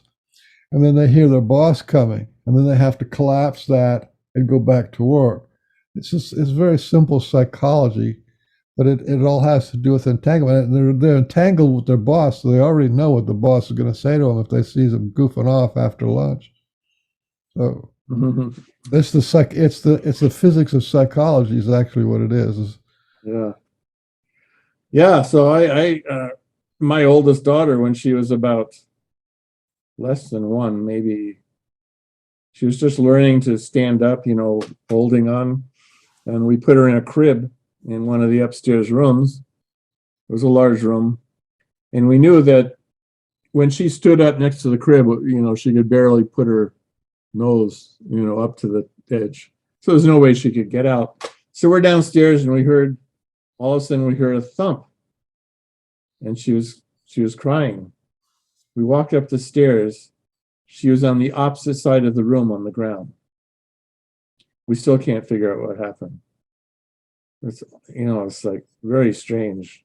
Somehow something lifted her out of the crib and put her on the ground over there.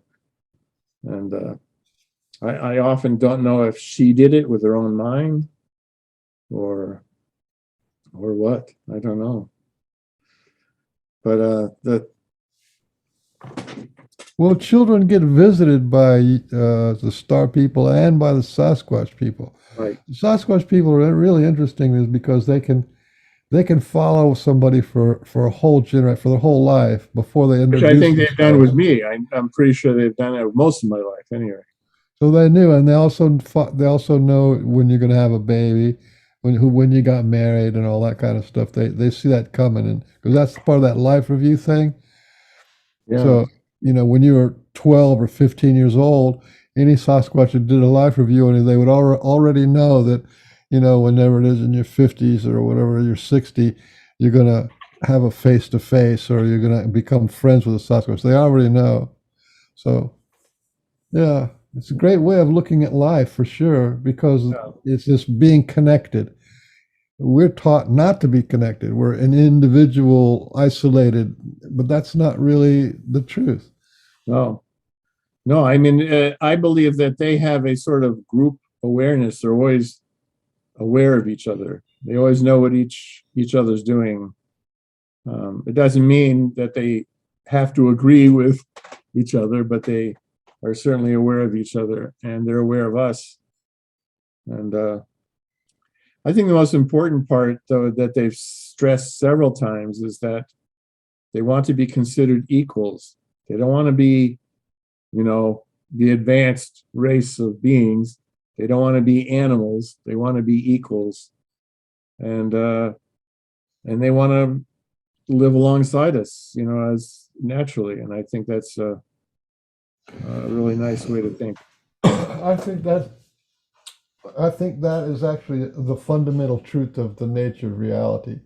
Is we got this thing called God, this God source, and we as sort of little puny humans kind of try to conceptualize God as this superior power of super intellect and super love and all that kind of stuff. But I think in reality, we are it. The tree is it, the sky is it. This is it. It's not. There's not a separation there between the highest power that there can possibly be and our lowest day. Right. There's a unity there in all things, and it makes life a lot more comfortable if you can live in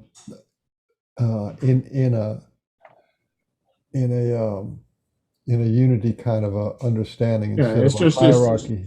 It's just our lower vibrational emotions that tend to separate us and create artificial divisions, which is what the ruling elite do. That's divide and conquer. That's what they're doing constantly. trying to create wars, trying to create disagreements, differences. They accentuate the differences.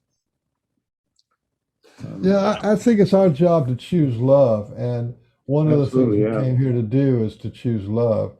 And Yeah. in a strange roundabout way, is the evil is always going to be existing, so that we can make a choice to feel more love or to overcome.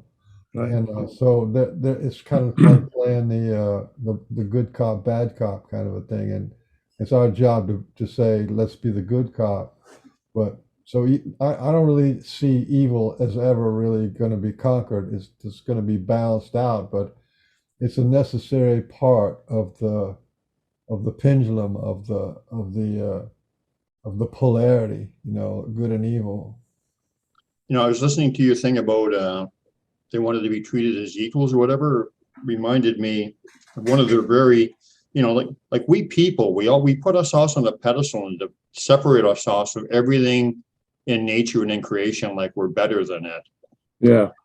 And the Sasquatch, when they have me in that perfect state of knowing or whatever, and their belief, so that's why I know it's their belief, is that when you're in that, there is no division, there is no putting yourself above everything. It just is. Everything is equal. A little plant, an insect, people. There's no judgment as to I'm better or superior to you or whatever. And that's one thing that we humans do that is very, very wrong and actually keeps us separate. Another thing is right? is our we take technology and say, well, if you're advanced in technology, that means you must be most advanced, which isn't true at all. It was one of the stories I heard on one of these shows. It was an Ohio farmer. I don't know if you've heard this story. He was out in his field, and he had brought his tractor out to a field that was surrounded by the forest, and he was going to, I guess, plow it or mow it the next day, whatever he was going to do.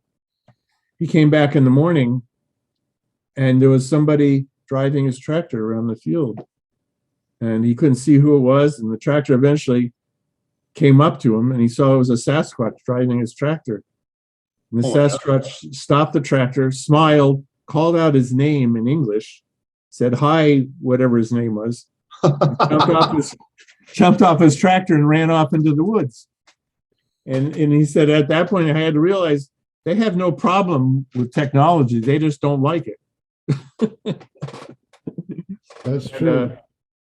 Yeah. And I really think that, the conscious spiritual evolution isn't dependent on technology. It's dependent on, like you say, unity of your mind with the world around us, the universe around us, and love. That's no separation, no division, no separation, right? No judgment, and all that, Right. all that stuff.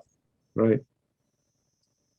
I mean, so what are some of the truths or some of the lessons that they've taught you? What are they telling you? Well, I had the experience with that, what I call them the very advanced Sasquatch. I think I told you this is about maybe 3 years ago. I had a lucid dream where I was in a cabin on a shore of a lake, very much like in New Hampshire or Ontario. And I walked out of the cabin, and the Sasquatch comes out of the woods, and he's tall, not so bulky, mostly human looking, reddish brown fur. He doesn't say anything, but he's just surrounded by love. And we walk together to the edge of the lake. We sit down and we just watch the lake. And all the time, he's just emanating this incredible love all around. Yeah. Just unbelievable. He never said a word. You didn't have to. No. And then I woke up and I was surrounded by love. I mean, you could cut it with a knife kind of thing. It was just so amazing. So they got the residue the next day. Well, it's still in the middle of the night, but it was all around. Eventually it went away, but it lasted for hours. About a week or two later, I wake up in the middle of the night again. I'm just surrounded by this love, just unbelievable. And I felt he was very physically present, but I didn't, why do I have to go look for him? Here's the love all around me. And Yeah, and I have the feeling that he's come to be sort of a teacher. And I've asked him to be a teacher. And so he guides me whenever, like I said, when I have the emotional, if I get angry in my shop or anything, he's always telling me, don't get angry. Don't let your emotions go like that. He's the one who's told me there is no insignificant action. Every action, no matter how small, is significant. And you must live every moment as if you're connected to, the consciousness. And I can't describe it, but being consciously present means feeling your consciousness extend into the earth, all around you, up. In other words, there's no limits to you. yeah, Feeling that limitlessness. And he's always telling me to feel that. Move, act as if that consciousness is with you all the time. Whenever you get out of that consciousness, that's when you get into trouble. yeah. Isn't it amazing how little you need, or when you're in that love vibration? Yeah, you don't There's need nothing. anything. It's complete. You don't need anything, No, you don't need anything. You don't need to do anything.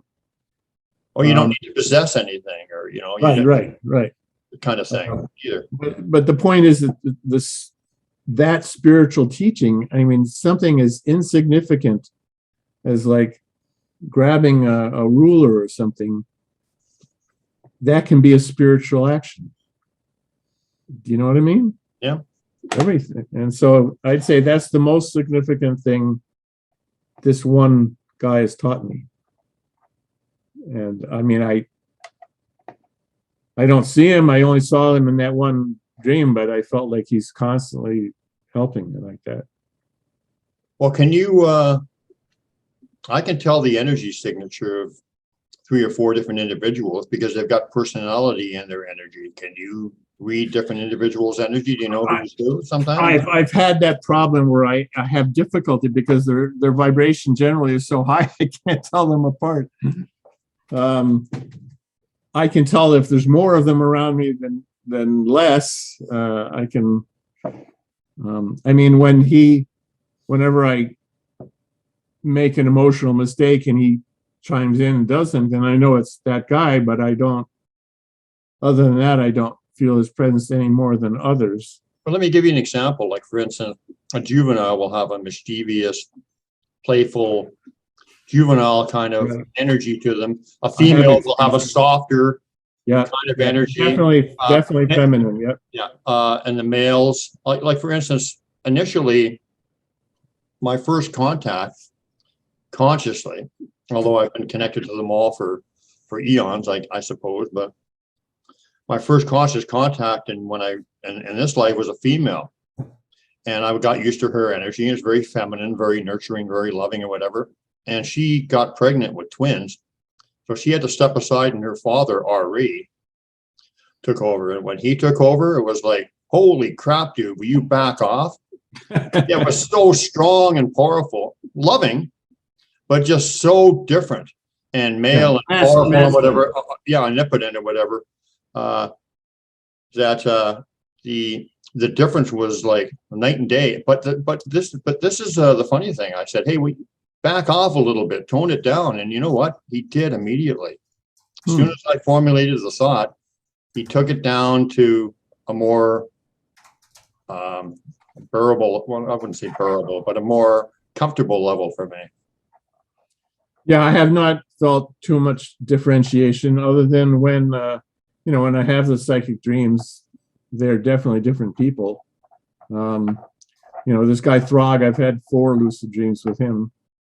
Plus, I suspect he's the one who made the sounds out here. After the thump sound, I heard somebody running down the hill. It goes down the hill. So I ran into the woods. And I stopped, it stopped. I went 20 feet, and I heard him go 20 feet. And then I went 10 feet, he went 10 feet. And then in my mind, I said, he was playing with me. He was just playing a game. And I said, well, you know, I have to go to work. I can't do this all day, you know. And then there was this loud branch just went snap, you know. And I went back to the shop. But so that, you know, they have playful energy. I went out. There's a guy here who wanted to go out in the woods with me. And we went out around 10:30 at night into the forest. And we're standing really still. And all of a sudden, there's this being just went whooshing right in between us, and it literally made the sound whoosh, and you could feel the wind blowing. It went whoosh. And I immediately got the image that this was one of the kids playing with us, you know. But so yeah, there is a child vibration that does that. I mean, I think the rock piles I see were actually created by the daughter of the family that was living in my woods here. And I don't know her name, but boy, whenever I focused on her presence, it was like the purest spiritual energy I could imagine. It was just like unbelievable. And so there was that signature that I felt was her energy. And boy, it was just amazing. I don't think she's around here at the moment, but Have you experienced any like time loss or any? Because you know we know that they don't have linear time or whatever. Like it's only the now. You know that's how they can know what all about us in the past and the future. yeah, no, I have not experienced that. No, I mean my father had missing time with a UFO, but that's not the same. You know, it's different. Okay, well, yeah, I've had a lot of lessons relating to that, and even in practical like experiences where I would walk in to an area and it would take me like 20 minutes, and then I'd walk out and it was like 5. But there was like energy stuff going on too, and different experiences happening at the same time. So it was just like, yeah, all kinds of time loss stuff. Yeah, no, I haven't experienced that. I mean, I've experienced them physically. You know, I've been down in my shop working late at night, and they'll tap me on my shoulder, and I look around, there's nobody there. You know, twice I was, I think I told you I was lying in my bed, January, just a couple of years ago. Yeah. When you mute yourself while you're taping, we can. My bare feet were sticking out from under the covers, and if you don't mind. Yeah, I'm not typing. Well, what's that rattling ground noise?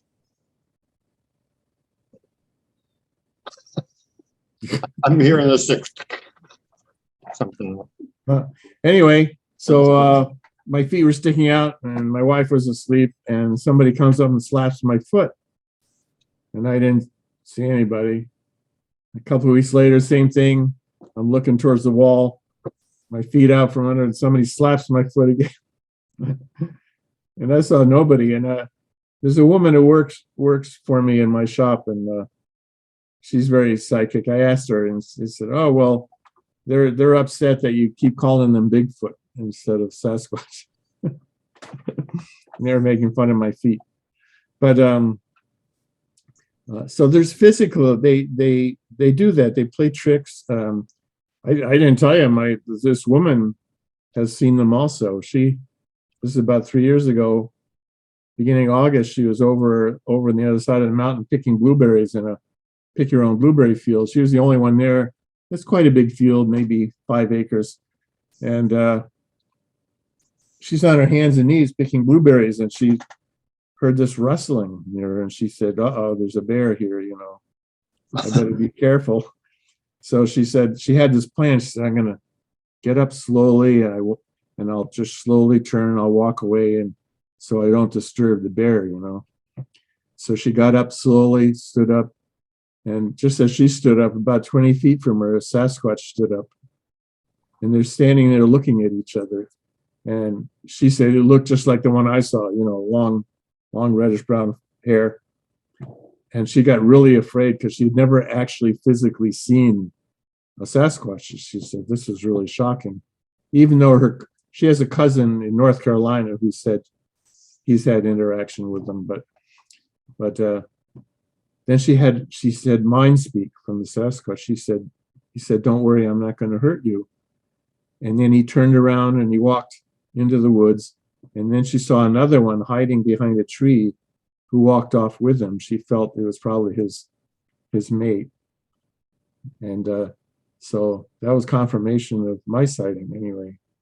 Yeah. But they've been seen all around here anyway. So what do they have? Have they told you what, or have you got a feeling as to what they want you to do? Why are they contacting you? They want me. They like that I'm sort of a spokesman for them and talking like you do about what they want. And just what we're talking about is what they want. They want it out. They want to be known as real people.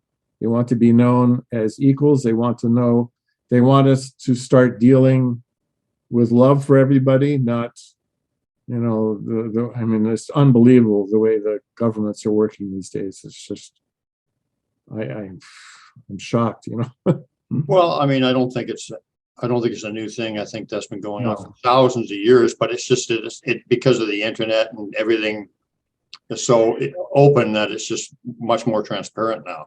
But yeah, I think, they've talked about this time coming when they're going to teach us classes. So I think something's coming, which is going to be a change. I do too. Yeah. But they won't tell us when. They just say soon. Yeah. But what does soon mean to them? Yeah. I mean, what do they live? 250 years or something? I don't know how long they live. I think the elders have a much greater or longer lifespan. I think some of the regular guys in the clan or whatever might live maybe a little longer than us or similar to us. But I've heard from 50 and 60 years to 7,000 years.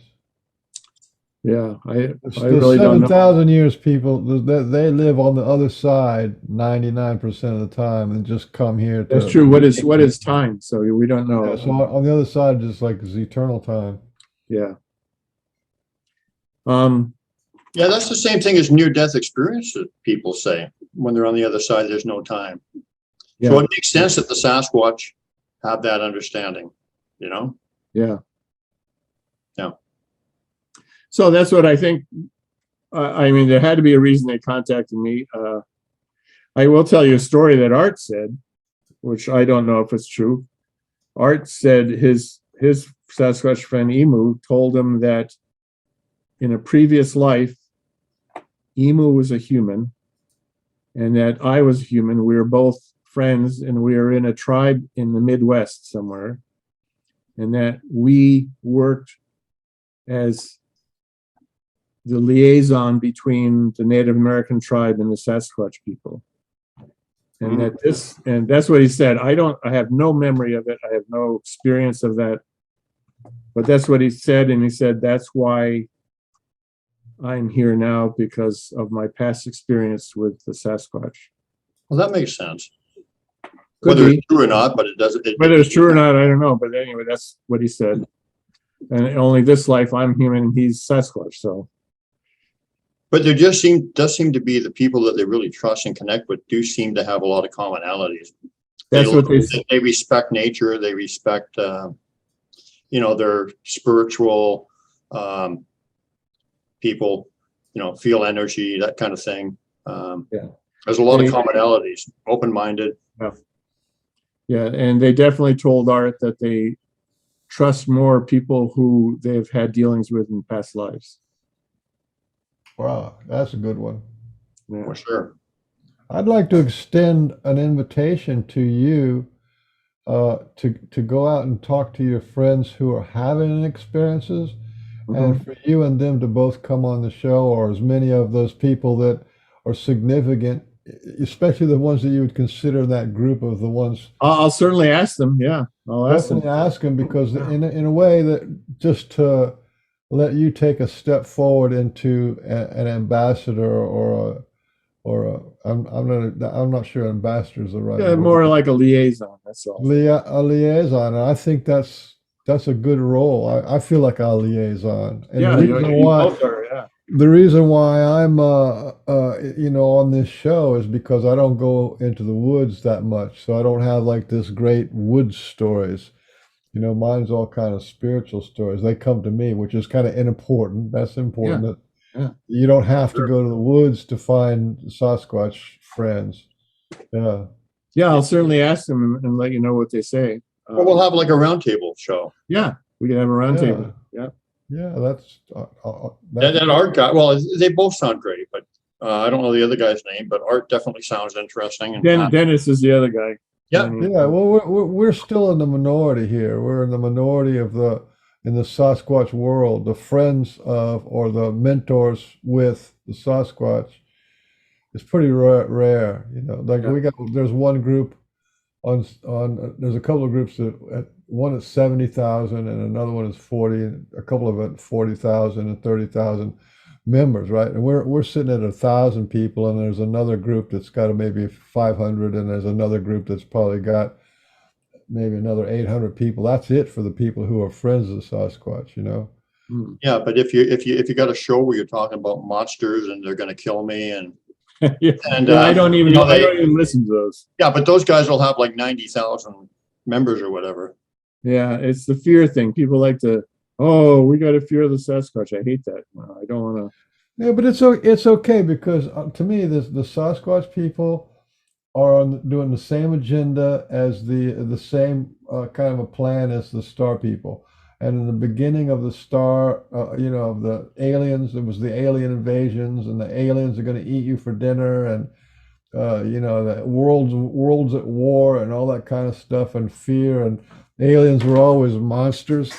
And then, come to find out in the 90s or something, all these people are taking on craft, and it's like, you know, 80% of them would want to keep that relationship going, and they get upgraded, and they have more intelligence, more spiritual, more heart, and more connection to nature. That's what happens from hanging out with the star people. So that's the facts of what's going on. And I think it's going to be the same way. We're still in kind of like this romantic, monsters in the woods kind of a phase, and it's going to take a while for that to wind down. But I think also the interaction with them is the opening to the science of the future. All science will be about the interaction between the physical and the psychic. And they're a prime example of how that works. Who's a prime example? We are? Sasquatch. Oh, Sasquatch, yeah. Yeah. So in a sense, they are teachers. They're showing us what reality is really like. And there's a few of us who are catching on, but hopefully more will catch on eventually. Well, when I first got, you talk about science, I'm up on a lot of the UFO thing, and Preston Dennett has this girl, a couple of people, he talks a lot about this stuff, and he has this one lady who's spent her whole lifetime with this one group of star people, and she got to know the ship really well. And do you know how it is, how they go interstellar and they go faster than light? Yeah, they jump into the psychic realm. The ship itself Has they have enough whatever it is, material, spiritual, physicality of like biology or something on the ship for the consciousness of the ship to inhabit the ship. And the ship, when you connect this eight, once you formulate the idea of where you want to go, the ship just jumps. Yeah, I didn't tell you, there was a guy I met way back in 1988 who had tons of experiences with ETs, a particular group of ETs, and he was regularly brought up onto a mothership. I mean, I never had that experience, but he told us about it. And they told him tons of stuff about technology, about how the ships work. And they said there's 3 methods of space travel. The simplest one is going through wormholes or portals or doorways. But that's pretty restrictive because you can only go to one particular place. You go very fast, but it's one particular place, and it may be in this time, maybe in a different time. maybe in a different dimension. But anyway, that's the easiest. Second one is you develop the propulsion so that you can go literally faster than the speed of light. And they said when you jump above the speed of light, the ship itself actually enters the psychic realm. It loses its pure physicality, even though it still holds its form.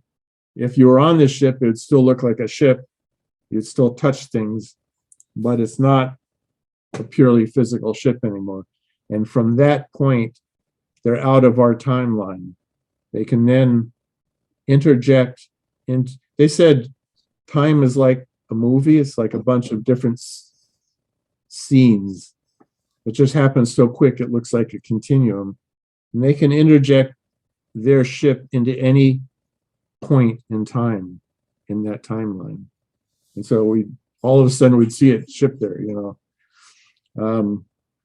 the third way they said every point in space has its own individual vibration. And you can, if you map out those vibrations, you can duplicate the vibration of where you want to go in your ship, and you're instantly there. The problem is you have to map out those points, because if you just guess, you may end up in the middle of a star or something. You don't know where you're going to end up. I love that. Yeah. Because what's really being said here is that when you look at the Doctor Who, the Time Lord, that's much closer to reality. It is. Than anything else. To be able to like come to a place and interact, and then you go to another place or another time. Right. Amazing. Yeah. And I think that's why the Sasquatch people say, and the Star people say that we're winning. We're on a winning timeline. They've already seen it, and to them and hopefully to us, it's a done deal. They said we're going to struggle. We're going to have some problems and issues here and there. Maybe a lot of loss of life. I have no idea, but we're still on a kind of a paradise. What do they call it? Paradise timeline. The end of the story is a very nice place to be. Yeah. I will say one more thing that this friend said, Basil. He was on the mothership, and there was this big room with a lot of different races talking to each other, like a social meeting of some sort. And he had 3 guides who would guide him around the ship. He said the ship was 1 mile in diameter and 5 miles long. And he said, we can't see it. They can change their frequency so we can't see them, but they can see us anyway. So he's looking through this room, and he said a guy who looked like a Sasquatch came through one door, walked across the room, and went through another door and left. And he's thinking, his thought was, how could such a primitive being be allowed on this ship? That was in his thought. And immediately his guide, whose name was Maharlo, says, Basil, no, you're all wrong. He says, those beings are highly intelligent. In fact, their race is the most intelligent race we have on the ship right now. Yeah. Love that story. What other races were on there, did he? He was introduced to 35 races, he said. Most of them look basically like us, except, maybe a Sasquatch or two. He was told there were more races on there, but he wasn't allowed to see them because he would get too scared. And they said that the Sasquatch was the most evolved, Most intelligent. Yeah. Yeah, absolutely. And, they say that a sense of humor is a sign of intelligence. Well, Sasquatch are very funny. They are. They've really got a good sense. They have a great sense of humor. That's why I'm funny. That's why I'm so funny. I mean, who else would come in the middle of your bedroom in the middle of the night and slap you on the foot? Yeah. I think you have a really high quality experience of your friendship with Sasquatch. It's I'm kind of jealous. This is amazing, actually. No. Don't be jealous, Bean. Well, I'm not the one who drives it. They do. So you've got your own stuff. I've got my own stuff. We all got our own Everybody's stuff. different, like I have a really high quality relationship with a Sasquatch. Even though they don't mind speak with me, they don't. To that, it's like a little game with them. If they don't have to mind speak with you, they would rather teach on a completely invisible, energetic feeling level. So you have to figure everything out for Right. yourself. For me, it's like almost all feeling level. Yeah. I've had a combination of all of it, but most of it is like lessons through, yeah. But yeah, the lesson where they teach you through glyphs or through experiences, and then repeated experiences that point to a conclusion, and then you get to that conclusion and they confirm it, that kind of stuff. That's a really powerful way to deal with them. But there's multiple different ways of dealing with them. I think, yeah, I mean, and none of it. Well, just like some people like Robin McRae and Pat. They have mind speak all day long from multiple. They have a lot of clans around their house, and they're always talking to them. There's like Chatty Cathy, some of them. So they have a completely different, wavelength going on. Yeah, it's like Art, the doctor, he can talk to them constantly. Like, I can't do that. I mean, I've gotten mind speak a couple of times. I'm very clear. I mean, once I was in the middle of the winter, I was driving down through the forest, and I saw some guys in full camo and rifles walking into the forest. And I said, there's no hunting season. Who are these guys? So in my mind, I tell the Sasquatch, watch out, there's two guys coming in with rifles. And I got this very clear mind speak that says, we know, you don't have to worry for us. So I thought that was pretty interesting that they're telling me that how much they're aware, and also not to worry about them. But, are you part of the group Echo Whispers, Beans? No. Oh yeah, I am, I think. Yeah. Well, I had and once again, I don't believe anything because I'm actually pretty practical with it. It's hard to believe with all the experiences I've had, and I'm not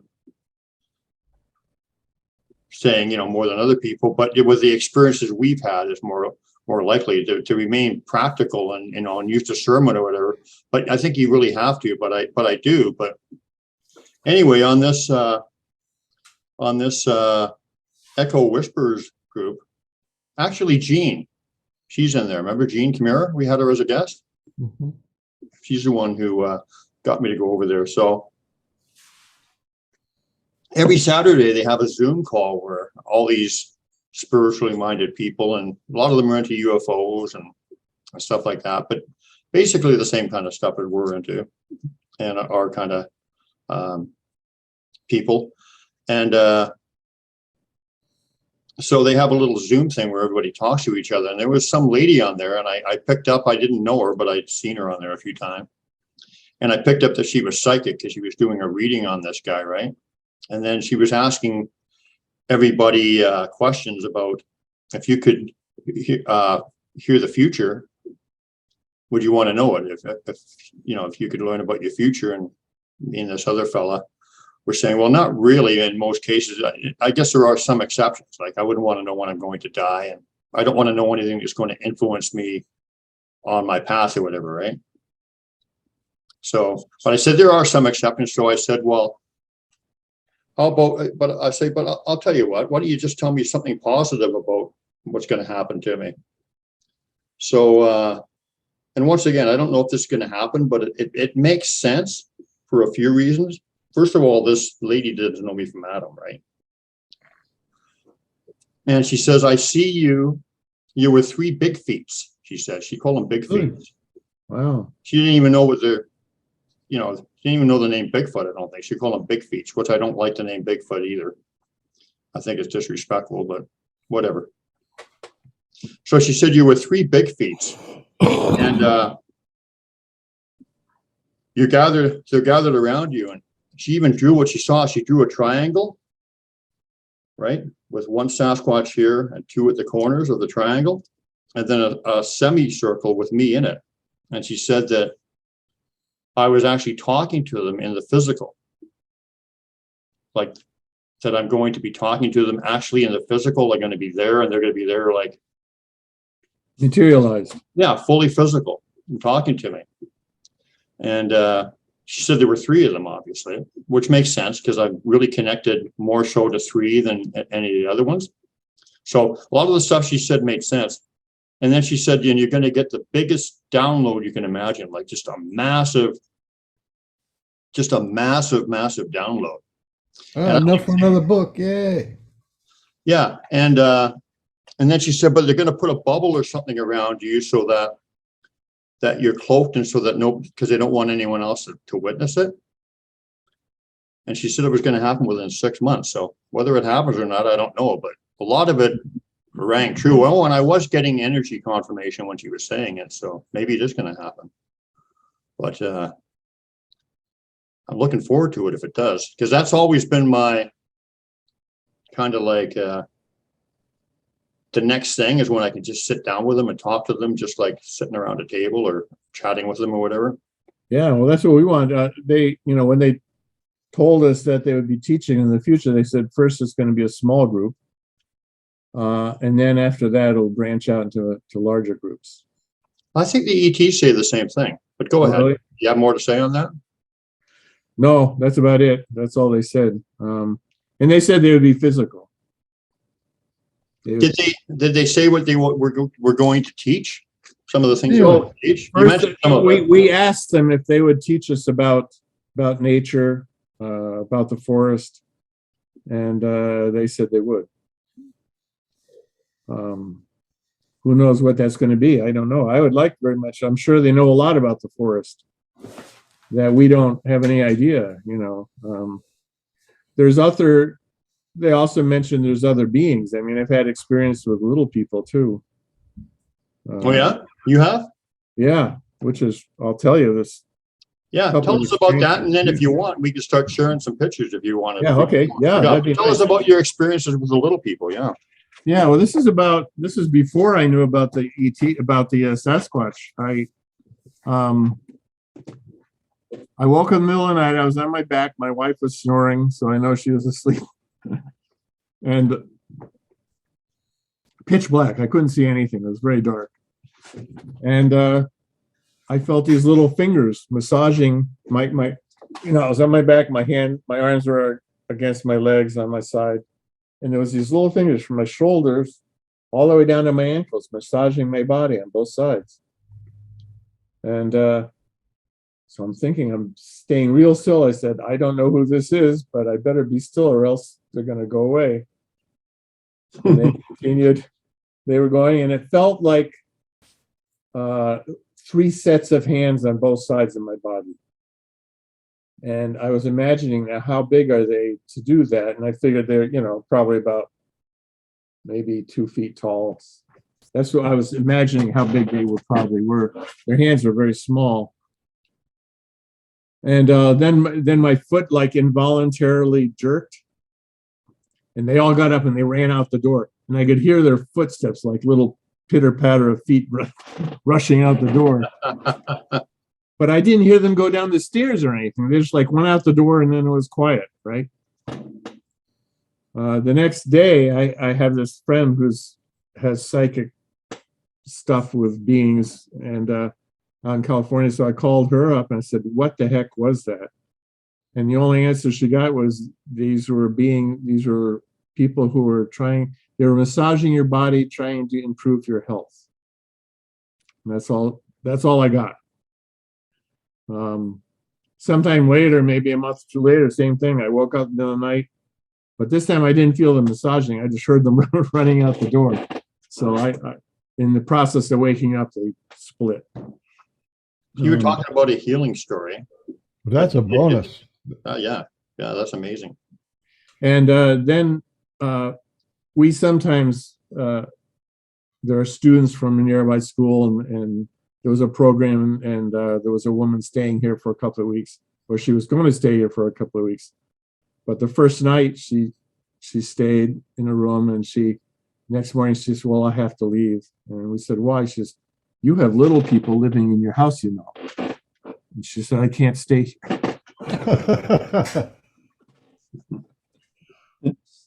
So you were And talking then- about, sorry, did you have more to So it's say? just one more story. We have an outside greenhouse. I was walking out one evening. I had to turn off the irrigation water, and it was pretty dark, maybe 11 at night. And we had a pine tree, a pine branch that comes really low to the ground, comes down to about 2 feet above the ground. So I'm walking by the pine branch, and all of a sudden I heard this snap and a flash of light under the pine branch. I could see it because it reflected on the bottom of the pine needles. Just a flash of light with a snap, and I don't know what that was, but it made me think of what was it, Dobby on the Harry Potter, you know, the little people. So I don't know what that was. Anyway, I thought that was an interesting. I thought it was, my intuition was just related to these little people, but I don't know who they are. Anyway, the Sasquatch told us there were more than just them in the woods. I think that was an indication or collaboration with this fact that you've been slowly being prepared or witnessed or been seen in the future, coming to a maturity where it can interface with the little people and interface with that was just your time. But that also points to, you know, sort of like the advancement of your soul. I mean, you've already were meditating and spiritual and all that kind of stuff. So could be. I know that the Micmac Indians in eastern Maine have said that they've known about the Sasquatch, the dogmen, and the little people for thousands of years. Oh yeah, many of the tribes do. So we circle back to that experience where you said that the Sasquatch. I think this was up at the not cathedral. What did you call that place? The temple. They call it their temple. So there was a healing going on there. You didn't experience anything, but did anybody else? I experienced the energy, right, but I didn't have anything to be healed that I was aware of. Did anybody else have any healing? All four of us felt the energy, but none of us had any illness, or I mean, there was nothing to be healed. So I don't know whether they were consciously just raising our vibration or actually healing something. I don't know. But you also may not have gotten sick in the last few years either. Yeah, that's true. Yeah, but healing doesn't necessarily mean like a physical or an element or whatever. That's right. That's spiritual healing or emotional healing, and we all felt that there was quite a few of them surrounding us, you know, doing this to us. You know what I mean? Yeah. Healing could mean just much more than just. I mean, I told you last time about the one healing that I really got. Do you remember? Oh, I don't remember that one. Say that. I had been.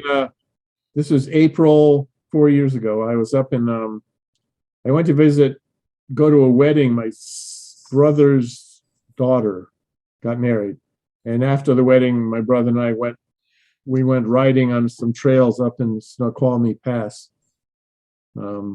This is in Washington State. Yeah, it's Washington State. What, northeast of Seattle, somewhere? Yeah, I know it. Anyway, so we went. It was like a 10-mile bike ride, and I had a bad knee. I mean, I got out of the Vietnam War because of my knee, right? So it was fortuitous in some way. But when I got back from the bike ride, my knee just swelled right up.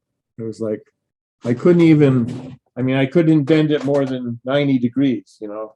It was so, and usually in the past when it's swelled up, it goes down after a day or two, but this time it didn't. So I got back home in New Hampshire and it was swelled up for at least a month, and I couldn't even sit properly to meditate, you know, because it just hurt. And I was really frustrated. I hate doctors. I didn't want to go to the doctors because they previously told me, oh, well, you'll need a knee replacement eventually, but I don't want to get a knee replacement. So I asked in my mind, I asked the Sasquatch, I said, is there anything you can do with, to help my knee? And that night, well, next morning I remembered a dream fragment. It was just a fragment of a dream. I was lying on my back in the room on the floor, and I turned to my left, and there was 4 large hairy legs and hairy feet standing right next to me. And that's all the dream fragment was. but in the morning, the swelling was completely gone and it hasn't come back. And that's been 4 years. Hallelujah. That's Yeah. a solid, good story there. That was a real healing. Yeah. Yeah, they do that. They do healings. I mean, I've had other things. I mean, I know I had pneumonia a few years ago, and afterwards I was having a little bit of problem breathing, and then I had this one, again, another dream fragment. There was like two of them sending energy into my lungs, and then that did a lot of benefit there. And then I had one really strange one where I'm lying on my back at night, and this big brown hand comes over my head like this and jerks my head to the right. And that was the whole dream fragment. I didn't have anything wrong on my neck, but I suspect it was like some kind of a chiropractic move that they were doing. Anyway, that's my experience. So, and then there's the third eye thing where I was asked through art. I asked Emo. I said, "Is there anything you can do so that we can learn how to see you in your subtle form?" And the first answer was they didn't know if there was anything they could do to help us. But then that night, I had the dream fragment of two Sasquatch focusing their hands on my head. And in the morning, my third eye was just vibrating. And to a degree that it's never before. And I've been able to recreate that vibration, although my vision hasn't increased, but I'm just saying that they did do that and I did experience it. So hopefully it was almost like they wakened it up a little bit, because I think that's probably the direction we have to go in order to gain that perception of their subtle form. Has to do with our higher chakras, I think. Yeah. Yeah, med beds. We're going to get med beds probably in the next, at least the next lifetime for sure. As I say, people who talk about med beds, they say they probably exist somewhere in the universe. Whether we're going to get them or not, I don't know. But. No, I think all that stuff's coming. It's either, just because, there's like, what is it, 4,000 suppressed Technologies, technology patents. Supposedly 5,000. Well, I'll tell you an experience we had. This is a real experience. When I was working with Basil, the guy who had all the ET experience, I was working with another guy, and we were working on free energy, and we were hoping we could get the ETs to give us some technology. And we had contact with, I won't say his name because if he's still alive, I know I'm going to get in trouble, but he was a plasma physicist at NASA. We contacted him because we thought, well, maybe NASA could give us some money, to do some research. We had some pretty interesting results. It just so happened that this guy was coming up to Massachusetts to his daughter's wedding, and we were going to meet with him at a motel. I had to go to a family reunion, so I couldn't make it, but my partner went and met with him for like 3 hours at the motel. And we asked about, is there any way we showed him, my partner showed him the pictures of what the strange phenomena we photographed. And the guy said, whatever you do, don't come to NASA. He says, if they think you have anything of any value, they'll take it. And he said they have a four-step program. He said the first step is they tell you to stop doing the research. The second step is they threaten you. They said if you don't stop, this is going to. The third step is they ransack. They take out your laboratory. They take everything. The fourth step, if you recreate a laboratory and you continue, he said, you either end up in jail or worse. And he said, that's the government's position on free energy. So this whole green energy deal is a total hoax, because they're confiscating free energy patents on one side, like you say, 5,000 patents. And on the other, they're saying, oh, we have to stop, we have fossil fuels and all this stuff. Well, they're just liars. Liars, cheat, murderers. Liars, just murderers. The same stuff with anybody talking truth too. They do the same Yeah, thing. same thing. There's this guy, Alfred Weber, and he just finished. I think he just wrote a book on like time travel and stuff like that. And he's got 2 books. He's got a lot of books anyway. This guy knows a lot about it. He said that we've had time travel technology since 1957. I've heard 47. Probably, but Yeah. I mean, they've had it developed by human beings to be able to do jumps into time and stuff. Yeah. So that's pretty wild stuff. And that chronovisor that they have, that which is now much more advanced, but they were able to see all the future presidents and plan out their things and going back in time and all this kind of stuff. It's, we live in a much more wild and woolly, the wild west of the psychic phenomena is upon us, Yeah. This Emu told Art that there is a branch of the U.S. government that's trying to exterminate the Sasquatch. That's true. There's 6 of them. 6 branches? Well, it's not, there's probably a couple of bad ones, but I mean, there's, regional, the forestry industry people, and then the local police and FBI and those kind of guys, whenever they get called in. But there's 6, I guess it goes by regions. That's what the Sasquatch say.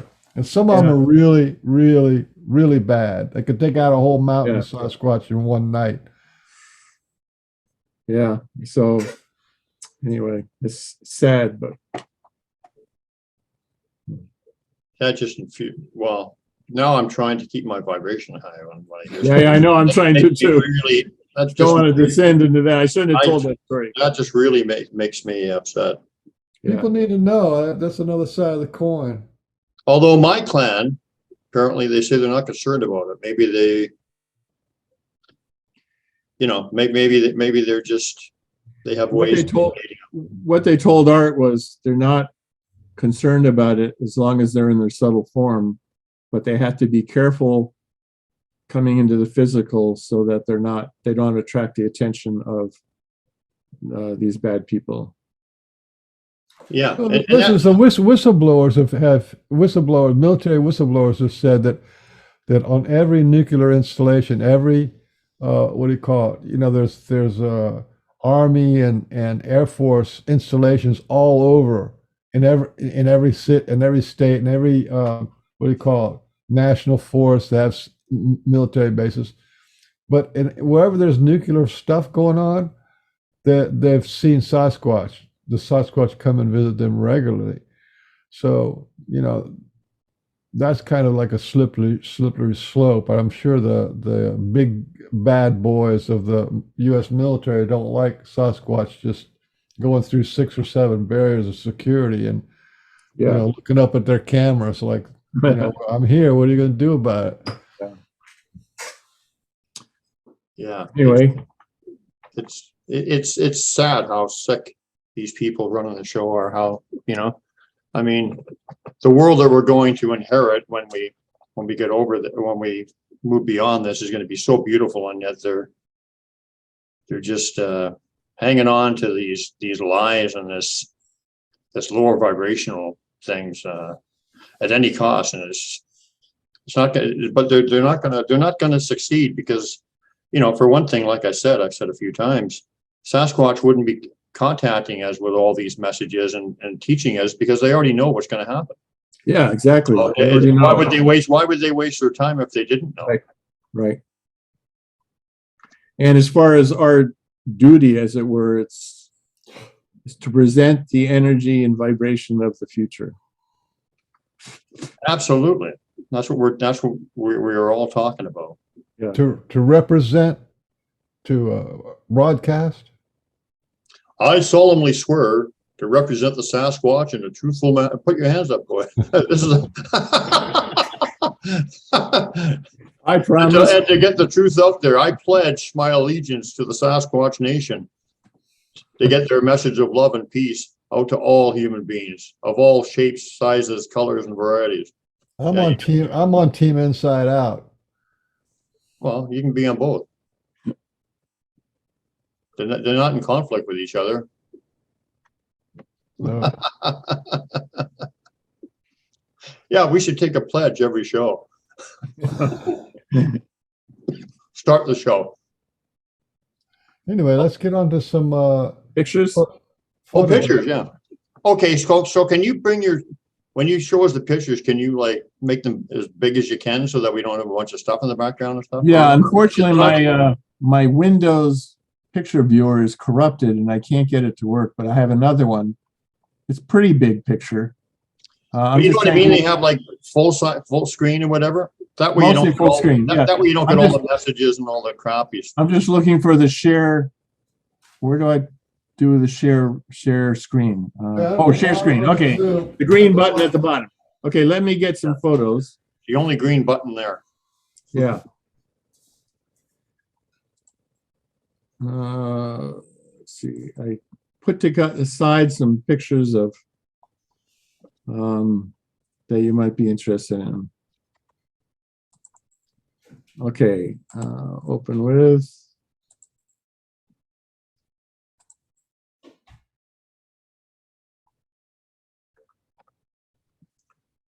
Okay, now how do I? What you probably want to do is you want to have the picture. Are they on Facebook? Yeah, yeah. Let me You want to have them. You want to have them full size on Facebook, and then it'll show you to click onto them. Okay, let me see. I got to bring you up. Okay, you're here. Enlarge the screen, share screen, and that's this one. Can you see that? Can you see my screen? Yes. That's the little pile of rocks right outside my shop that was left. There's a little plastic butterfly, little plastic leaf here. And so this appeared one morning. Do you think the little bottle cap or whatever that is? Yeah, they put the little bottle cap there. Here's this little sawn off piece of wood had been in a dollhouse. It was part of a little stool in the dollhouse. Anyway, the whole feeling to me was so wait a minute. Let me just ask you this before you go. So that little dollhouse part, you knew it was someplace else and you recognized it? Yeah, they put it there. I recognized it. Yeah. Okay. I don't, I suppose they found it. Anyway, my whole feeling was that this was a little girl who did this, but maybe not. Maybe it was an adult. I don't know. But I used to call her Starlight because that's the vibration I felt from her. But it feels like a little girl. Yeah. Yeah. And again, I told you before that they had my wife. This is what really convinced my wife that they're here. Was it last year or the year before? In the wet snow in March, she saw the child's bare footprints walking out into the yard and then disappearing. Yeah. That's pretty compelling. Yeah, and she said, "What the heck was that?" What child is walking barefoot in the snow in my yard? And then just suddenly their tracks disappearing. Yeah, right. Anyway, that's one picture. Let me call up some more pictures. Screen shot. Stop. Okay.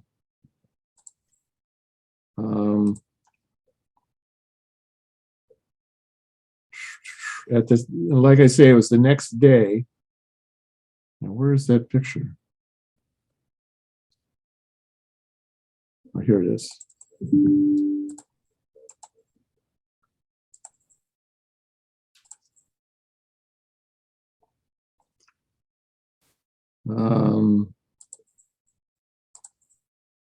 Share screen. Do you see that? Absolutely. So this is the pond where I meditate in the forest. And that's my foam. I sit on a foam pad. And this pile of rocks appeared the day after that other pile of rocks came. Yeah. Let me see something here. 1, 2, 3, 4, 5. 1, 2, 3, 4. Do you think those Yeah. rocks represent individuals in the clan? Because I sometimes don't know, because I asked Throg and how many are in the clan. He said 16. So I don't know. This might represent something else. I think there's 7 rocks there, right? Well, Yeah. it could, but not necessarily, because it could represent that there were 7 there. Yeah, it could be. I don't know. You know, what does a clan mean? Is it several families or? I'm Yeah, not really it sure. can be like within a clan, there can be 2 or 3 family groups or whatever that Yeah. make it up. So that maybe this was just one particular family. Yeah. And so then I started to manipulate that bunch of rocks. Change them around, yeah. Yeah. And so I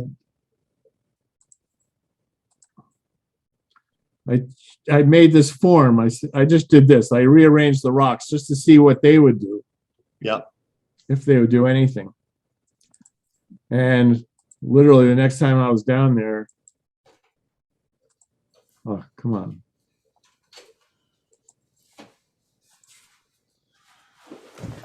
They left it all the same, but they added this top rock. Yeah. And I think it meant maybe the head. I don't know. I haven't been able to interpret it, and so I kind of gave up because I said, whatever they do, I don't know what they're talking about. So Well, there's still 7 rocks there. Did they Still 7 rocks. change that top rock, put it there? And, They added this top rock. I hadn't put it there. yeah, but there's still 7 there. 1, 2, yeah. I must have left out one rock. Let's look at the other picture again, if you don't mind. Yeah, let's see. No, that's not right. I don't know how to use this program. Let's see.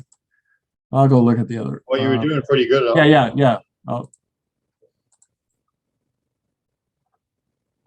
where'd it go? There we go. Okay. So that's the one I did. Okay, but that's 7 there. 1, 2, 3, 4, 5, 6, 7. The original Yeah, 7. so maybe. But in the other one, that's 7. So I don't think they added one. They just maybe They moved it. They moved it. they moved it. Yeah. Let's look at the. Okay, let me look at this for a minute. Okay, let's look at the other one now again.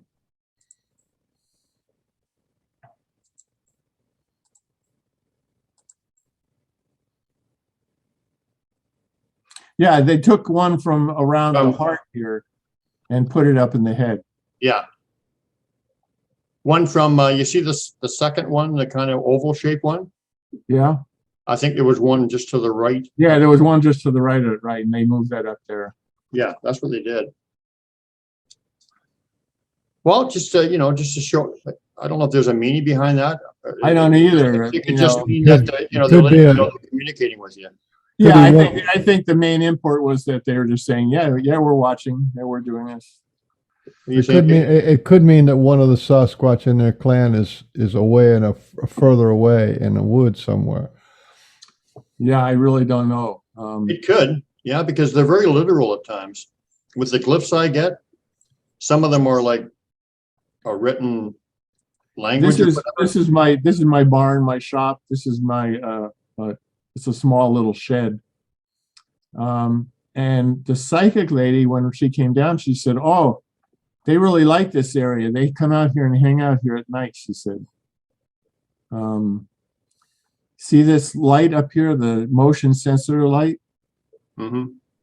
This is one of the things that happened before I was aware they're here, is that sometimes I'd leave the motion sensor light on at night, especially if I had to walk up to the house and I didn't have a flashlight because it was so dark. At least it'd light up part of the way. But it's not usual. Anyway, one morning after I had the light on at night, they came down and somebody had smashed the light.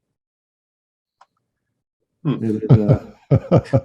little protest. And yeah, and when I thought back on it, that's, they were just protesting. They didn't want a motion sensor light lighting up when they're hanging out. Yeah, that's their place they want to hang out. They don't want That's that. where they want to hang out. Yeah. And in my dreams with Throg, it's always in this area. see this where my arrow is right here? Yep. That's where the crash of the branches and the thump like an elephant jumping out of the tree. It happened right over here. And now I'm going to show you something really freaky. I put in a webcam in there. I told him, I said, I'm not trying to trap you. I just want to take pictures of what else is going on in this area. My feeling is there might be a portal here. I'm not sure. But let me show you what the webcam showed.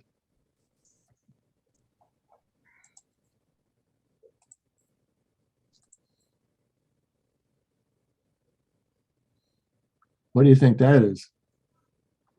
Wow. That's an anomaly. That is. I don't know what it is. Yeah. Wow. It, I'll show you another one from the same sequence. There's a couple more here. Here's another one. Some kind of light. I don't know what it is. I put it out again, and I haven't been able to recreate this at all.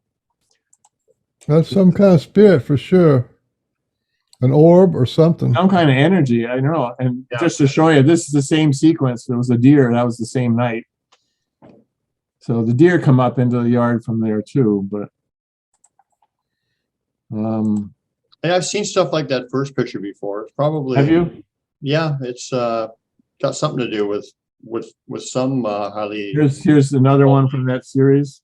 Oh, look at that. I don't know what that is. It's weird, huh? What about the one on the far left, the big thick one? Yeah, it just stops. I mean, have you ever heard of a light could like Yeah, stop? yeah, that's an anomaly. Those are anomalies. I've seen stuff like that before. Really bizarre. Yeah. I got another one here. I'll show you. But we have to be, some of them are not natural, but some of them can be natural camera anomalies. So it's, I guess. I don't. Yeah, I'm not saying. I mean, this is another one. Oh, mackerel. That looks like the same one as the first one, but a little. It's like the first one. The light's going a different direction, but It looks like a waterfall of light or Yeah, like a waterfall of light. squirt gun or something. right. That definitely doesn't look like a natural anomaly. Well, I And don't know what it is. also whatever it was had to trigger the camera because that's a motion It's detection. a motion sensor. Yeah, so something triggered the camera. Yeah, true. These are great spirit energy. Yeah, I was just wondering. Do you think it could be a portal, and then I'm picking up the energy of the portal or something? Could be. Could be Or them too. Could be just a light show that the Sasquatch are putting on, or it could be the Yeah, little people. I thought of that they might just be doing that to having. Could be the little people. Could be anything. Yeah, I don't. You There's got so much we don't know. that little figure at the top, middle, that little bright. Oh, there's that little light again. Yeah. Yeah. This is before they smashed your camera, right? I mean, not camera. No, this is after they smashed the light. Oh. Yeah, this is. Oh, right. You said you put This that. this is like 3 years ago or something. Yeah. But also this whole part on the top is like a fog or something. It's like a fog, and the weird thing is, in the same sequence of pictures, like literally within the same short time period, here's another picture with nothing. Now something triggered the camera to take a picture of nothing, but there's nothing there. Yeah, the fog is So it's interesting. So it'd be like fog, lights, weird, then all of a sudden a black nothing, and then be back to the fog. So The fog is interesting because of the fact I've seen them appear out of fog, oh, you have? materialize right out of fog. Yeah, so Wow. sounds like it could be something to do with them. Yeah. And just for you, Brian, here's the only glyph I've ever seen. It's along the trail that I walk on, and all of a sudden it appeared. And Oh, that's a good one. yeah, it means something. I know they did it, and I just don't know what it means. Well, you have to figure that out. Yeah, I know. I'd have to figure it out. If you feel it, so imagine them telling a story. What would that story be? Yeah, I don't know. Brian's Yeah, probably if better you at just it get a than I am. thought in your head about what it means, then they'll start interacting with you according to that meaning. Yeah, but it was right on the trail that I walk on, so Yeah. Could be a map. could be, or sheesh. I kind of wish they'd just, appear and talk to me. One thing about their glyphs is sometimes it's a written message and sometimes it's very literal. It's like a pictogram or whatever. Yeah, I think this is a pictogram, but Interesting. anyway. There was another time that my Have friend you who done with the built the pictures house. or do you have Yeah, more? I have more pictures, yeah. Okay, yeah. And so I had left out a little bag of quartz in like late November because I thought this little girl would like little crystals, but then it snowed and it got covered up, and it was covered with snow all winter. And then in the spring when it melted, one morning I came out and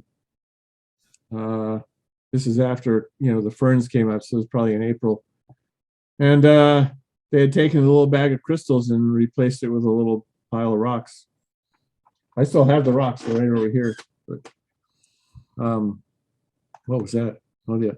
So I talked to a Native American from Alaska about Sasquatch, and he said his grandmother was a shaman, and she said the Sasquatch will always, if they give you a pile of rocks, they'll always include a reddish rock.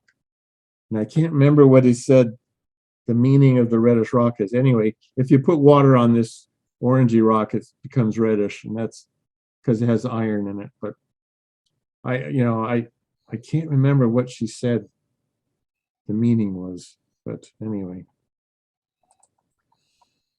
and let's see. This is some of the large animals that live in our forest. This one I'm pretty sure it's a mountain lion. You can see the size of its footprint. The pen is 5.5 inches. So anyway, another I'll show you some tree structures. That's bigger than a bobcat, that's for sure. Oh, it's bigger than a bobcat. We have bobcats, and this is bigger. This is one of the tree structures that appeared some years ago. It's now this branch. The tree is now fallen down, but it was these little branches here are literally suspended in the air. They're not. You had to hold them in order to put this branch on, which keeps them from hitting the ground. And with the snow, you can't see that, but so it was definitely intelligently made. All these sticks coming together, but yeah. I don't know what the tree structures mean. I have the feeling that, in a sense, they're kind of barriers. I'll show you. This is one that showed up a couple of years ago, and it's still there right now. This one. This is right near, where I told you we had that whooshing experience, and this is right near there. Mm-hmm. That's a great one. Yeah, I felt that's like an asterisk. Yeah, sort of it's like 4 different dead trees put together. It's definitely not, it didn't happen by accident. Let's see, there's one more here. Oh, here's the other one.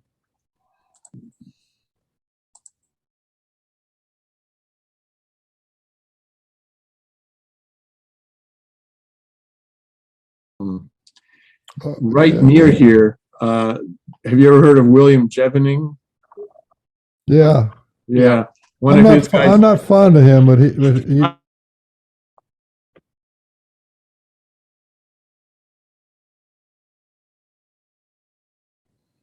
can we go out in your forest and can you show me some spots? So I did. We went out. This is in November. We went out. Right behind here is a steep hill, and then they've been logging up here. So it's a bunch of open spaces where they've logged, and we walked up there, and we felt, we did all three. There was 3 of us. We felt the Sasquatch presence really strong, like they were standing like right next to us. He had a brand new camera. He had just gotten it the day before. brand new batteries that morning. He was going to take some pictures up there. Battery's totally dead. Yeah. It was funny. That's not unusual. It's not unusual, no. Although it's never happened to me, I don't think. I've never really tried to take pictures of them with a camera, so I don't. Well, I take all kinds of pictures of cliffs and structures, and Yeah. sometimes I'll take pictures and the Sasquatch will show up in the pictures, but they've never drained my battery as far as I know. This is another thing they do, which I don't understand,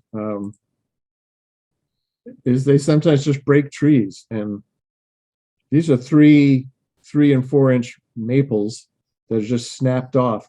And my son-in-law and my son, who think I'm kind of nuts, say, "Oh yeah, we can do that." And I showed them these trees. "Oh yeah, we can do that." So they went over and they went through the woods trying to break trees like those. They couldn't even come close. You know, in my area, when I see something like that, is those things are pointing somewhere. So it's pointing to a trail, or it's pointing Right. to water, or it's pointing to some place that they need to go from.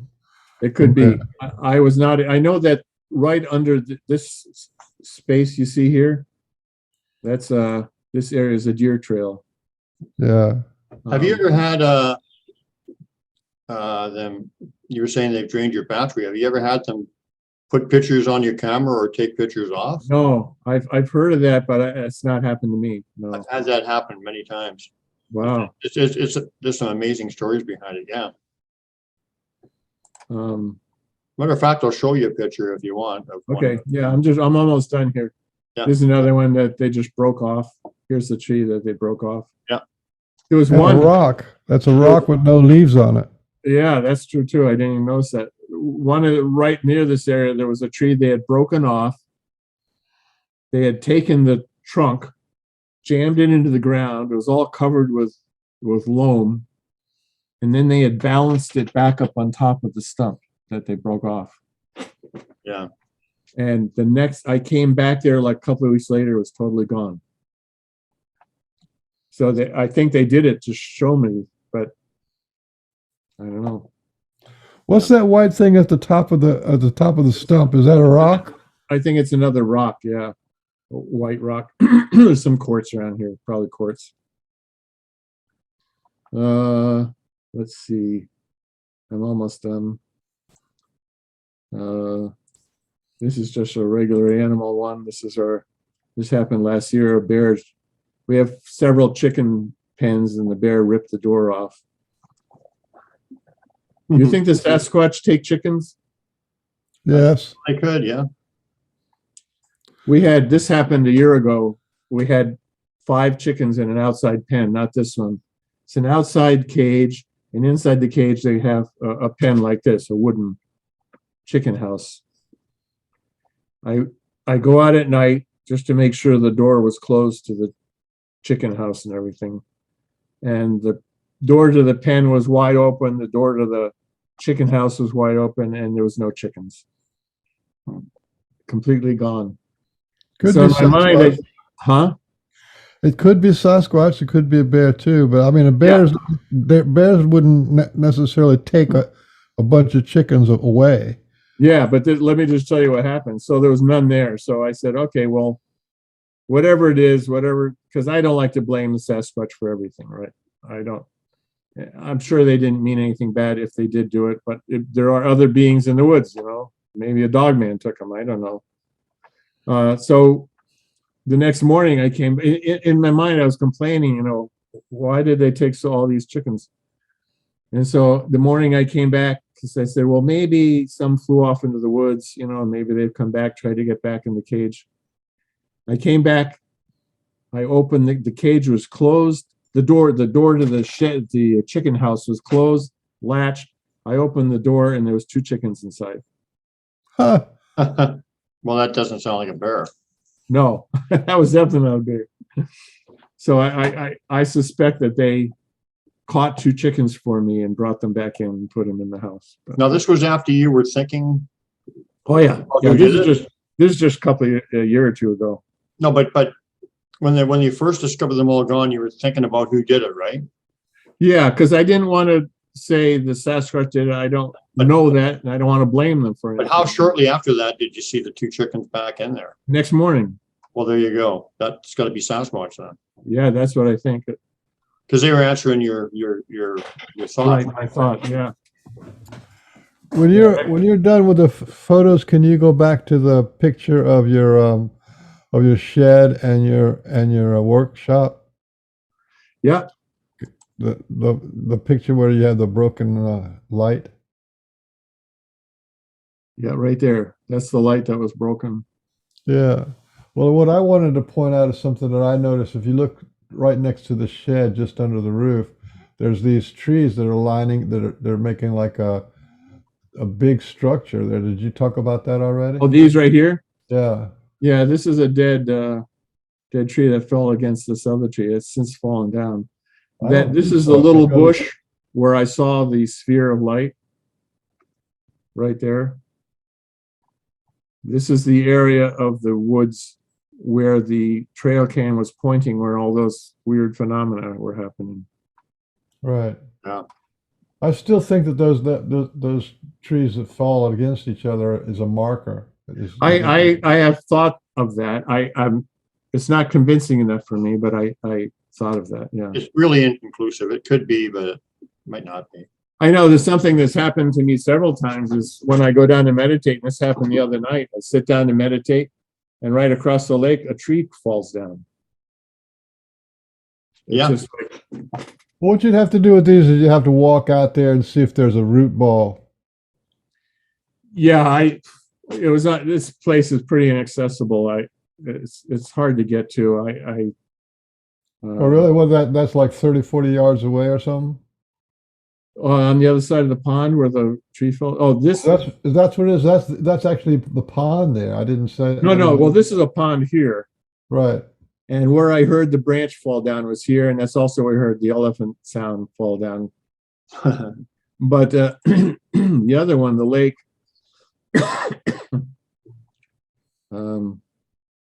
why can't I get all my pictures here? Oh, here, okay. So when I was meditating here the other night, 2 nights ago, the tree fell down right over here. Yeah. I didn't see it fall down. It was just I heard this big crash. There was no wind. There was still light out. There was no people there, but a tree fell down. So Is that your little meditation spot? Yep. What a nice spot. it is. It's beautiful. I love it. Yeah. And that's the pile of rocks that they. Yeah. Yep. It looks like how many is in that? That's 4, 5, 6, 7, 8. Seven rocks. Yeah. I mean, 7 is a spiritual number, right? Is that how many people are in your clan? No, We talked. I asked Frog, and Frog told me 16. Art asked Emu, and Emu said 19. So I don't know. It's around there. And Yeah, they said but that's how, that might be one single family within the clan. yeah, it might be one family, right? Yeah, so that could be them saying we meditate with you, or that's pretty cool. Well, I know they meditate. I've had meditations where I feel like they're all like shoulder to shoulder sitting down meditating. Yeah. That is extremely cool. I mean that the spiritual side of like the God stuff and the God realization attempts and meditation, that's not stressed enough for the Sasquatch people. They are pretty much into meditation and contemplation on nature and Yeah, the great spirit. definitely. And they play. I mean, my favorite thing is to meditate in the fall on this spot during warm nights, so you don't have to wear too many clothes, and it's pitch black, and you can definitely feel the Sasquatch around much more. Right across the lake around here, just to the left side, this happened a few years ago. I'm meditating here, pitch black out, and somebody starts whacking dead branches on the pine trees over here. It's like whack, whack. And I knew it wasn't a person. Nobody in the right mind would be over there in the night. But Same area where the tree fell down. Yeah. It's all. yeah, yeah. I have a feeling they like to hang out here and watch the people. This near the trail where the people walk a lot. Yeah. Oh, that makes a lot of sense. Now I did not know that you had walking trails around your property. Yeah, this is a state forest, and they have some trails. I'll tell you one experience I had, and then you can do your pictures. I'll just show you a couple pictures of some interesting stuff. Yeah, I'll just tell you one experience. I was meditating in the fall. It was almost pitch black. It was like 90% dark. And I'm sitting here, and all of a sudden on the trail, I hear this woman's voice, and she's like scolding, like as if she's scolding a kid or a pet or something. But I can't understand her. She's saying words that aren't English. I'm like, I don't understand. And I said, that was weird. I mean, first of all, what mother's out here with a kid in the dark? You know, we're about, a tenth of a mile from the parking lot. You know, who's out there? And I said, okay. And I just continued my meditation. And then about 10 minutes later, same thing. I hear this lady again scolding somebody with some language. I can't understand the words. And I said, okay, I'm going to find out who this is. I got up. This is just a short trail that merges with a bigger trail. So I ran out to the bigger trail.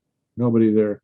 And it was a light enough so I could see down the trail, maybe, 200 yards in both directions. Nobody there. I walked back to the parking lot. No cars, nobody. What was that? I don't know. My feeling it was a woman Sasquatch with her child, but she didn't want me to know. See her. You got fish in that little pond? People are fishing here a lot. Yeah. So much so that I'm surprised there's still fish here. Well, if it's the state park or something, they would stock it every couple of years. Yeah, I know they don't stock this one, but there are fish. There's perch, bass, and snapping turtles. All right. Okay, your pictures. Well, you guys talk for a second while I find them. Okay. I'll just give you an example of pictures they've taken off my camera and added. Okay. You gotta go out of. You gotta stop screen share on the bottom. Oh, I do? Okay. Hold on. You go to the top, it's a little red orange button there. Yeah. Okay. Okay, you guys keep going. I'll look for a couple. Okay. I love your place where you stay in there. That's like a I don't know, like a hideaway or something. What amazing house. Yeah, I mean my barn, yeah. My barn, that's nice property. I like it. Yeah, we have 12 acres. Wow.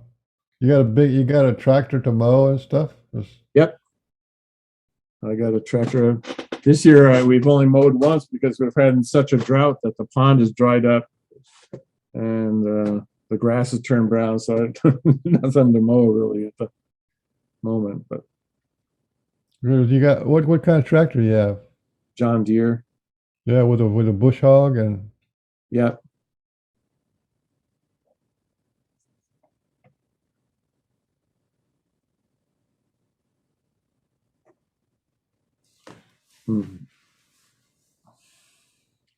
Well, you have to find a patch of forest to walk in and have more physical encounters there. for me, yeah.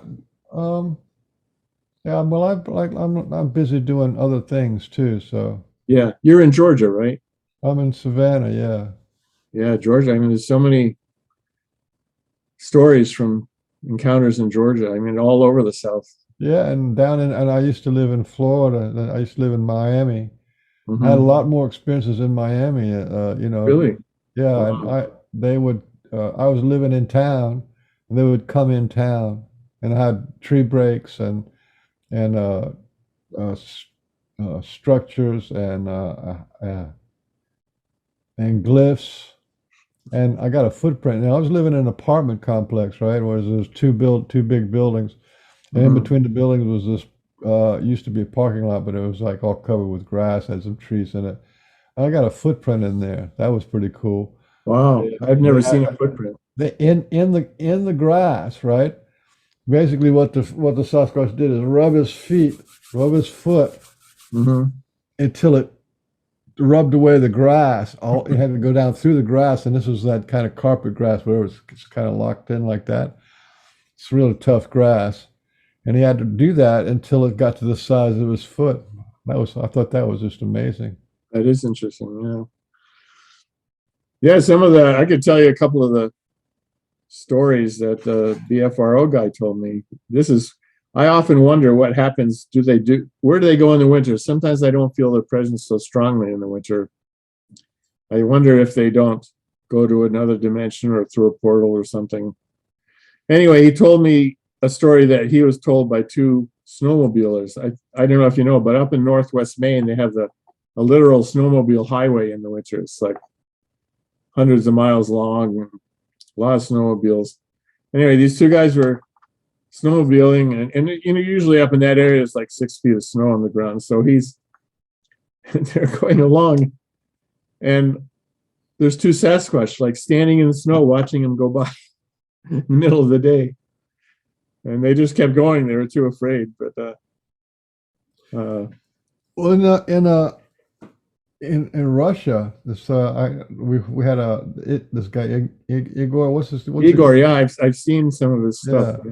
He came on and he was telling a story about how he was doing some investigation, had a big van, and it was in the wintertime, and the Sasquatch knew one of the people in the party. There was only like, I think, 3 men, and the Sasquatch told the guy to come out right at night and led him through this portal, and they went from the portal, and it was here sub-zero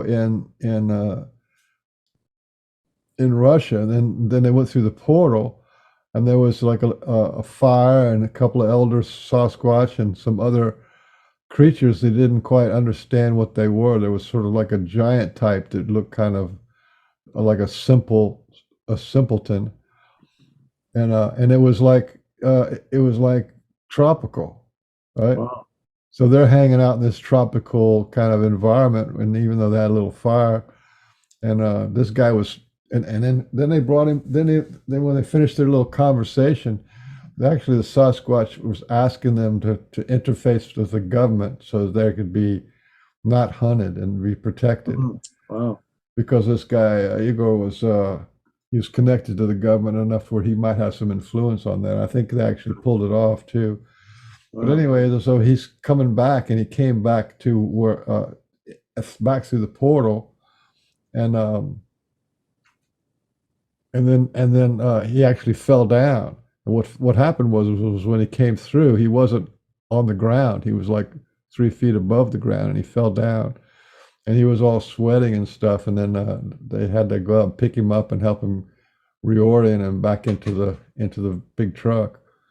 So that was pretty interesting. So that it could be that they go through portals to a warmer place. Warmer place. That's what I sometimes feel. Although the March before last, or maybe it was April, I was wondering, I asked in my mind, I said, are you guys here? I mean, I didn't feel you much in the winter. Are you around right now? And I was thinking that at night. The next morning, I took my car out to get gas at a gas station, and I opened the gas cap, and there, right above my gas cap, is a big, huge handprint. And, wow. And I took a picture of it, but I had a disk crash and I lost that picture. But then that night I said, was that definitely you? Next morning I went out and there was another handprint next above my cap. Wow. Okay. Hey, can you see this? Yep. Whoa, what's that? Well, there's my wife. We were just walking in the woods. Yeah. And this picture, I didn't take it. Oh, you didn't? No, it just showed up on my camera. Wow. So just, yeah, because we were talking about how they can take pictures off and on cameras. So, no, I didn't, but looks interdimensional, isn't it? Yeah. I was going to say, it's almost like a time distortion. Yeah. Here's another one. There's a big, long story behind this. It's an amazing story. I wrote about it in my book. But basically, they took a picture off camera, that we couldn't find. And then they replaced it with this a couple hours later. Wow. Do you know what the picture is of? Of this? Yeah. Well, no, I actually don't. But, you know, but like I said, it just showed up on my camera. They just put it there, right? This raven feather, my wife and I took 5 pictures of this between the two of us, because the raven gifted us this. And once again, there's big detailed stories about these. Yeah. But basically, they took the raven feather pictures off of our camera. Really? Yeah. And they allowed us to take this one, but the original pictures were by some stack of firewood that we had built up for the night for our nightly fire. But yeah, so they, like I said, they can take pictures on and off of cameras. Wow. Here's my clan leader in rock. See his face?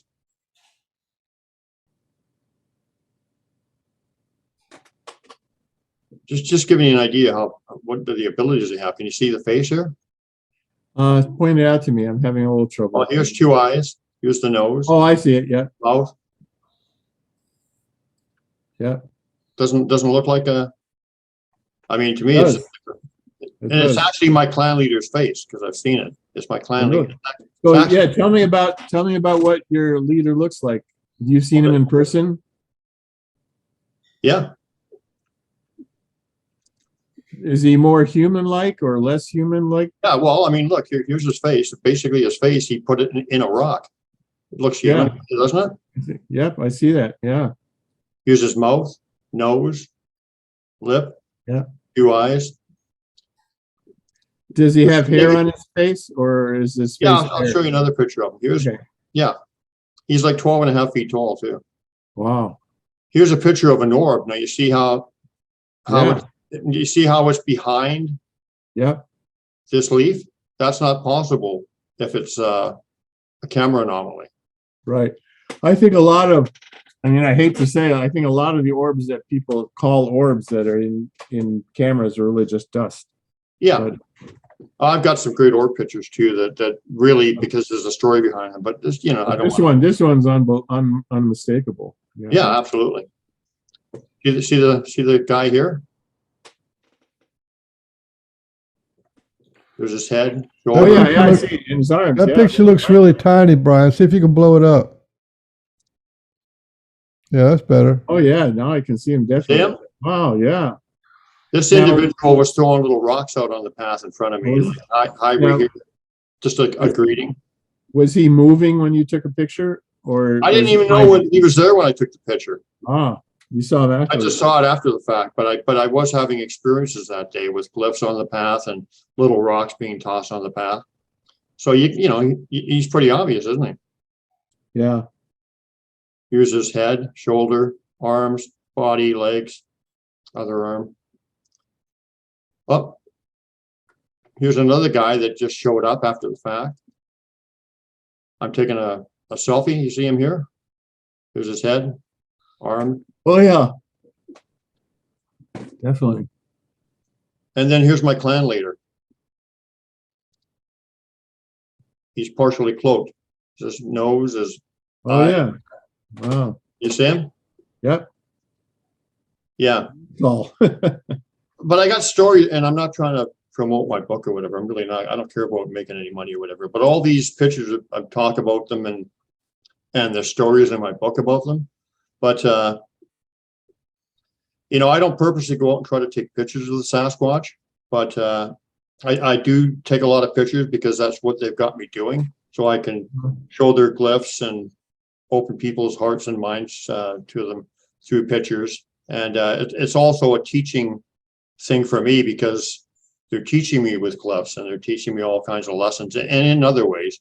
But, you know, the thing is, I'll look back on them years later and then realize, oh, yeah, that's what they were saying. So they're so they don't necessarily object to you taking pictures. It depends on what the purpose is. If you Well, your take them intention, just to get the money shot or whatever, then you're not going to They certainly don't want that, and they also don't want to be tricked. Well, I don't do any of that. I don't either. I just actually tell them, hey, I'm taking pictures if you want to show up. Right. Feel free. But you can see them, right? Yeah, I see him. Yeah. Yeah. And so this is what I would ask anybody who could see this, and I just actually wrote about this in the book. What are these flesh and blood guys? If any of these, if anybody can see this guy, and to me, he just stands out like a sore thumb. Yeah. He almost looks better when he's smaller, actually. You know what I mean? Yeah. You can definitely. If anybody can see this guy here and they're in the flesh and blood camp, well, how do they explain that? Because this guy's not completely materialized. Now, again, did you know you were taking a picture of him, or did he? I've never taken a picture of one knowingly. Knowingly, okay. Even when I saw RE standing and I met him or whatever, I didn't take a picture of him. Maybe I should start taking more pictures in the woods. That whole picture is pixelized, isn't it? In the whole thing. Well, I cropped it a lot. It was a bigger picture. But this is all, it's all like this because of energy or whatever, but you can clearly see his That's face. what I'm saying. It's got an energy distortion all the way across, except for the very bottom where the like log is down there. The little, Yeah. even that's all That's smoky. because of their high vibration, whatever. I've actually been walking around in this area one time and I felt right off my right ear this crackling energy sound, Wow. like they were right there, right? Like right beside me, and it was like a crackling kind of energy sound and then a feeling. But what was I going to say? Yeah. So, what did you say, Beans? Did I do what? Just the whole thing is full of energy. There's nothing sharp or photographic about that image. No, because that's why a lot of their pictures are distorted or whatever because of the high vibration. Completely distorted by something. Yeah. Absolutely. Anyway, enough of that nonsense. That's another one of the blurry ones. Yeah. Yeah. See, what am I doing here? But I just wanted to. Yeah. Do you still see the pictures? Why can't I get back to? You're on your someplace else. Yeah, I can't get back to the. Sorry about that. I can't get back to the big screen now. Go back. Just what? Do you have more pictures? No. Well, then just get out of screen share. Go at the top and get out of screen share.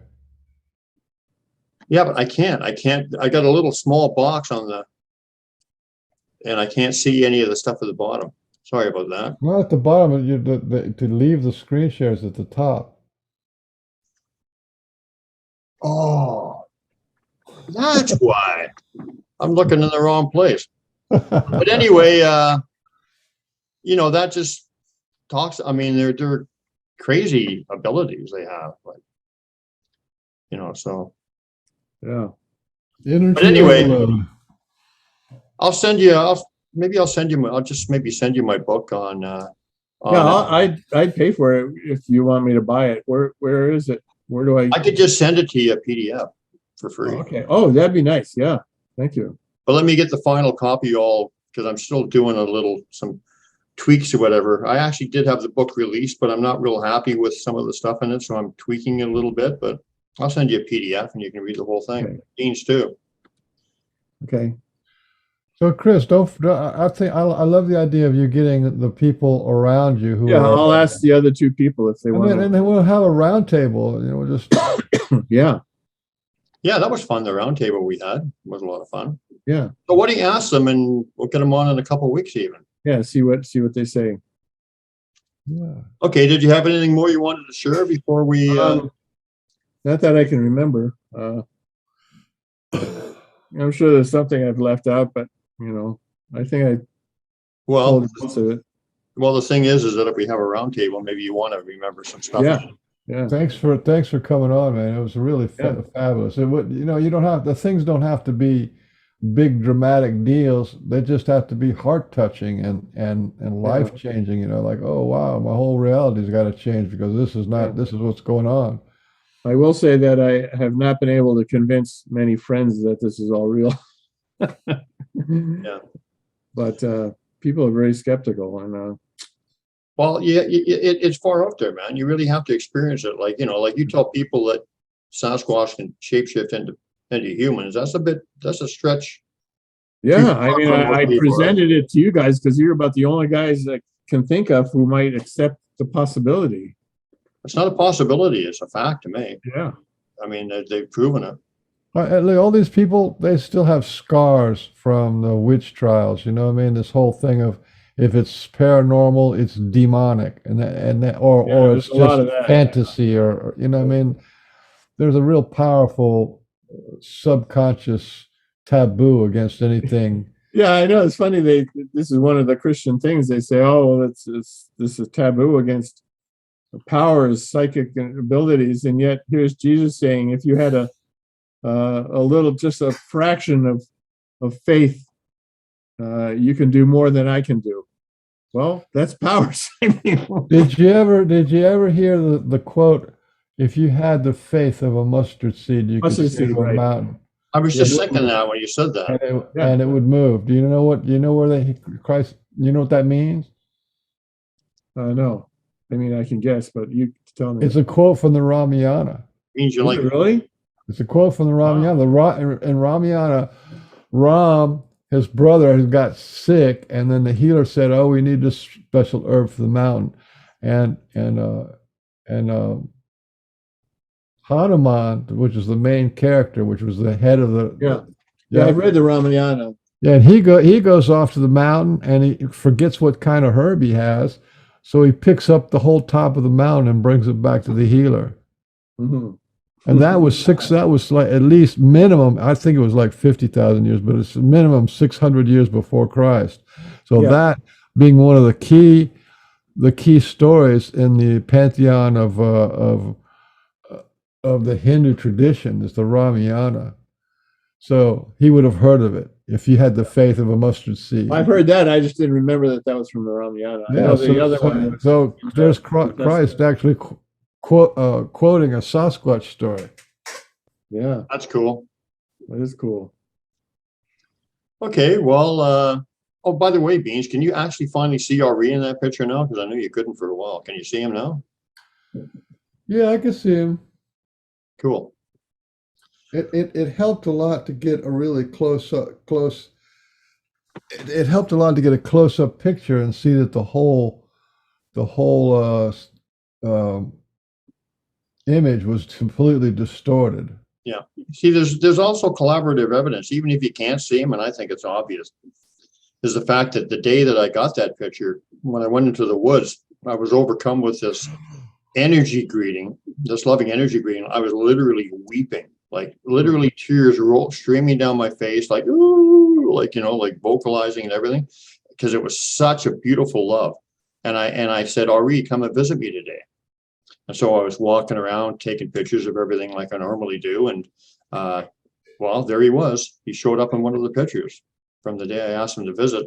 And but I didn't notice it until about 2 weeks later when my wife pointed it out. She said, hey, there's Ari in your picture. So there's more to it than just that. But yeah, their abilities and are just beyond description. They're so much more evolved than we are, although we all had those abilities at one time too. And they're awakening them. And we can have them again too. Well, yeah, they're introducing them to people, right? Yeah. So, And part of regaining those abilities is just the confidence that it's real, that this is not myth. This is not. There's a door here, and you can go in. That's, right. Yeah. Okay, guys. Well, let's wrap it up, and we'll leave it there so that you can. Well, I'm sure you'll be able to contribute to the roundtable thing. Do you think your friends will come on? One of them, well, Art's sometimes a bit shy. I'll have to get him to do it. But I mean, we have fun here. We're just so laid back. I mean, it's just like tell them it's just like a conversation. Right. I will. I'll try and get him. Okay. Well, I guess are you stuck to this time, or could you do it at a different time? We can do it anytime you want. Okay. Yeah, that's probably one of the downfalls. Some people, evening is better, right? Yeah, I'll just have to contact them and see what they want to do. Yeah, we've had them in the evening, we've had them in the afternoon, we've had them every day of the week. Right. We try to accommodate the guests. So right. Whatever works for you guys, we'll work around it. Okay. So you come up with a time and a plan and so how would you get a hold of me? Through email? Yeah. You're not on Facebook, eh?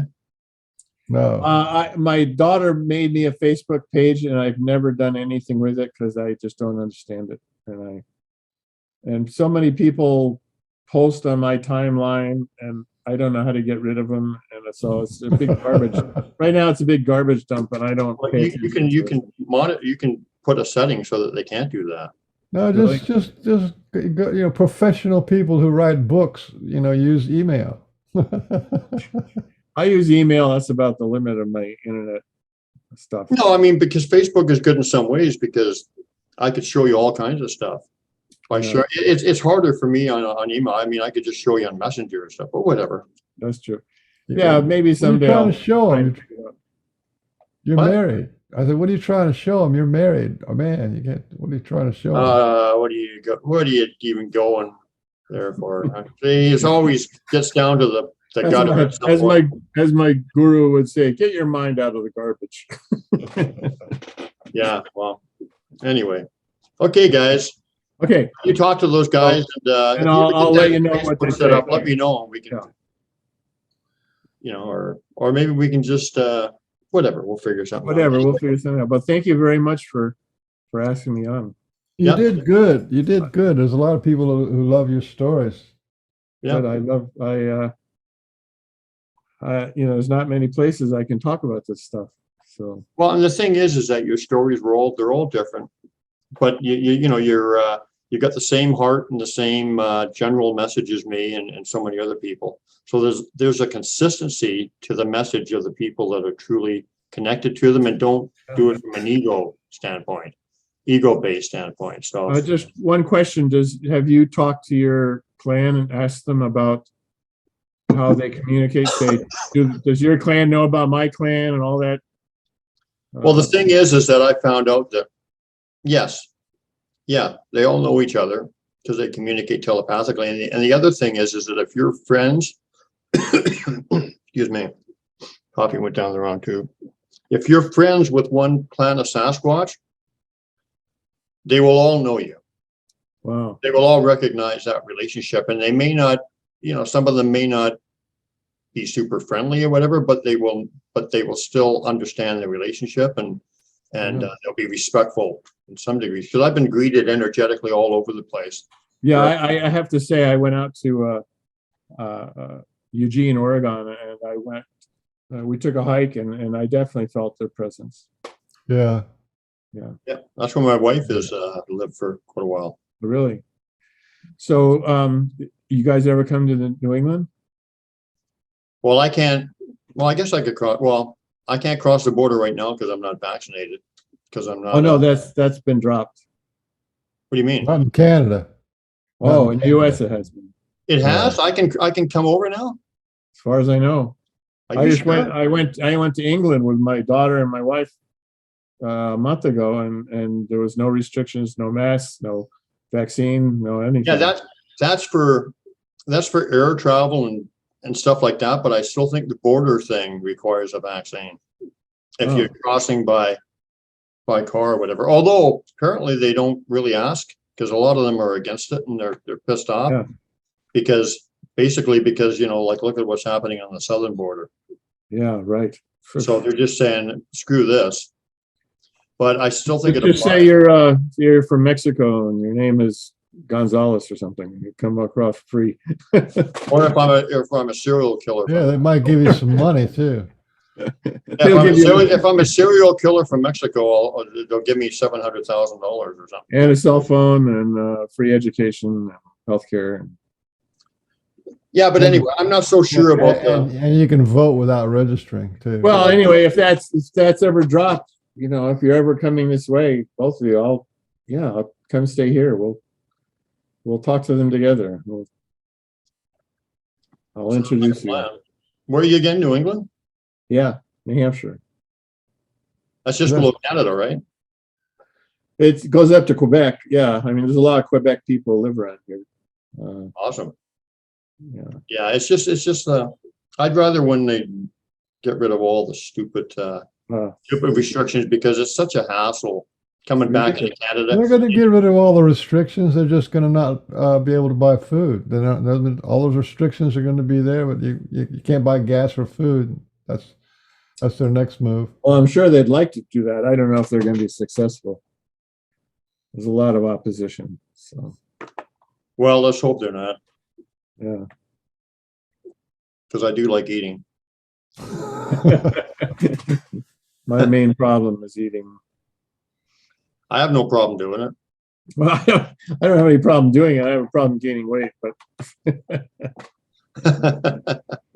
Okay. Anyway, guys. You did good, man. I think I really you're basically our target guest, which is somebody who's friendly, open, conscious, and has a sort of familiar family kind of a relationship with the Sasquatch. Yeah. yeah. And so you've had this relationship since 2016, did you say? Yeah. I mean, like I say, I think they've been trying to get me to wake up for longer than that, but that's when I woke up to their presence. Are you retired? Are you retired? Well, I mean, I'm getting Social Security. I'm 72. Oh, I'm 72 also. Oh yeah. So Yeah. but I'm still working. I have my own business, and I kind of said, as long as I keep getting orders, I'm going to keep doing my business. Well, that's orders. You must be married. You're getting orders? When did you get so I'm just trying to put this in the 2017 time frame. Is there anything else that happened at that time? Like did your business slow down or no? So nothing's changed. Okay, that just was your time to go, because yeah. Yep. It was me. I retired in it's like 2010, I guess. That was after the housing bubble crash. I was a carpenter, so there was no work actually. So I had to kind of stretch it out until I could get Social Security. But yeah. You were a carpenter? Then it was 2012 for me when I connected to the Sasquatch people. I got a song for that. If you were a carpenter, I was a lady. I told you you're You married marry now. me anyway. Brian, you're married now. Would you have my baby? You have to So, Brian, are you still working, Brian? No. Are you retired? Retarded and retired. A half and half. Yeah, I'm retired. How old are you? 67. 67. Almost 68. Okay. I'm almost 73, so. Well, what month are you born? Let's get into the October. horoscope thing now. October October what? 12th. All right, man. You're a Libra like me. I'm you October are 16th. 16th. Wow, there you go. What are you, Beans? Crab or something? I'm a ram. Oh, Capricorn. No, Aries, man. Oh, what's the Capricorn? A goat? I think so. Oh, An okay. asshole is what they are. Or Aries. Every Capricorn I ever met. I don't know if the women are, but the men sure rub me the wrong Yeah, way. my songwriting partner, guy I wrote music with for years. He's a Capricorn. The guy, I just can't get along with him. Can't get along with those guys. He's so obstinate and stubborn, and like I'm very creative and he's very by the book. So I can't remember how many times that we were in his studio and he'd go into the house to go to the washroom, and then by the time when he came back out, I'd just leave and didn't say anything because he just pissed me off to no end. That was before I raised my vibration. Anyway, okay, guys. Yep. So on behalf of Port Cunningham and Frank Oliver Baines, the world's handsomest man and the guru of love. Go join the Pork and Beans group. Go join, Brian's YouTube channel. Yeah, it's Sasquatch BC, the true story, / the Pork and Beans show. It's on YouTube, and yeah. I do watch you. I do watch 120 shows now, something like that. On ours? Yeah, I think we've gotten closer to 135 or something. 40 or something. We got a lot. 130, 140 shows. Just in the think about bag. that. Our average show was probably 3 hours long. Mhm. At least 3 hours long, our average show. And we got like 140 of them. That's a lot of talk. It's a lot of shows. A lot of hot air. I think it's a lot of insecurity. Yeah. There's a lot of interesting people, Yeah, even you. though. You weren't as interesting as the rest, but you weren't. I'm just joking. Are there like, do you have trouble finding people? Yeah, can you help us? Well, just the two people I know are the only ones I know. So Yeah, if you can get them on, that'd be great. We're kind of like laissez-faire about the whole thing. You know, we find somebody that sounds interesting. Like we did these two guys. What was the name? Evan and Stephen Strong from Australia, and they're big researchers into the UFO Australian connection and the historical. So, but they also are involved with rocks and Yeti. with the earth Yowie. changes. Yowie. And the Yowie started coming to them. So as soon as I found out that they were working with the rocks and the Yowie, and I thought, man, I got to get these guys on, because the first thing that the Sasquatch had to do was taught me about rocks. They showed me rocks, how conscious rocks are, and these people are over there working on rocks, and the rocks are in these healing circles, and then when they'd have these healing circles, the Yowies out in their back in their woods would just make all this kind of noise. I said, well, we got to get those guys on. Did he tell you his rock story when I went and made my coffee, by any chance? No, I don't think so. I think I talked about it. that's right. Yeah. I'm teasing you. It's a good story. Okay, guys. I'll tell you a neat story. One more Okay, story. go ahead. So I was in India. This is 1971. I went up to Kathmandu, and I stayed with a monk up there. And he told me this story. He said he had replaced another monk who had been there the previous year. That monk had gone up into the glaciers to meet with yogis who are, way up in the glaciers in the Himalayas. And he was walking one day, and he saw a Yeti, white, long hair, really big. And the Yeti motioned for him to follow him. And he followed the Yeti. The Yeti didn't say anything. They walked for a ways. They were walking on the glacier. And they came to where the glacier met up with a rock wall on the left. And there was a door cut in the rock. Wow. And the Yeti motioned for him to go in. And he went through the door, and inside was a classroom that had been cut out of the rock. And there was about, say, 20 children. He estimated between 8 and 12 years old.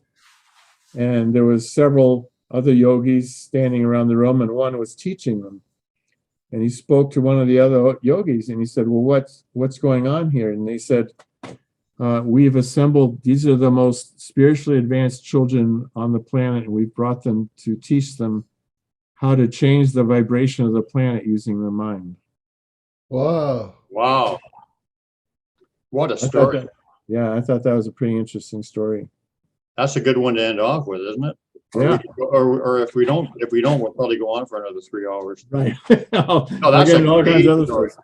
Is there anything more to that story, or is just that? No, unfortunately, that's the last. And how long ago was that? Did that take place? The guy told me the story somewhere in 1971. He said the monk who experienced it told him a year before. So 1970. Wow. Amazing. Okay, guys. And thanks to our audience, the regulars and anybody new tuning in. We appreciate you all, and you keep your vibration high, keep in your heart, and let's change this world around. See you guys. Push the button. I love the snow. Don't you know? I want the old blade. All the buttons coming down. Take it out from hot it high, hot it high, hot it high. For the tummy, oh my, love a big old plate of pork and beer. goody, goody, goody, goody, goody, goody, goody, goody. Love it, love it, love it. In the tummy. Love baby, love high, love ooh, love why. I love me some bowling rain. Don't you know you gotta need that feed. You got to have some pork and bacon. Pork and bacon. I'm gonna holla, bowling rain. Yo, mashed potato. Oh, have it now, don't wait for later. By the time